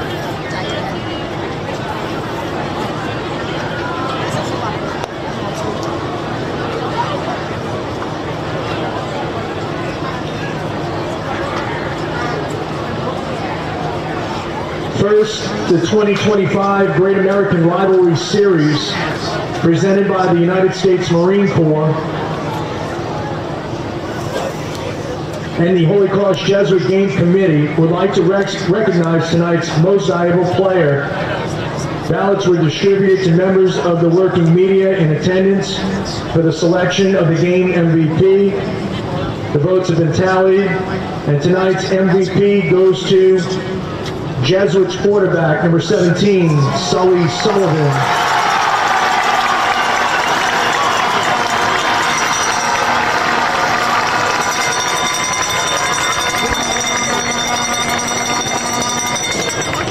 Sully Sullivan, Jesuit quarterback. A sophomore, only a sophomore. That's the amazing thing right there. The Great American Rivalry and the Marines are now proud to recognize 2006, the Golden Football Trophy, donated by the Dunnes family, was created to remain with the winning school. 2006, the Golden Football Trophy, donated by the Dunnes family, was created to remain with the winning school until the next year's game. At this time, Holy Cross's athletic director, Mark Falavino, will present the Golden Football to Jesuit's athletic director, Dave Morrow.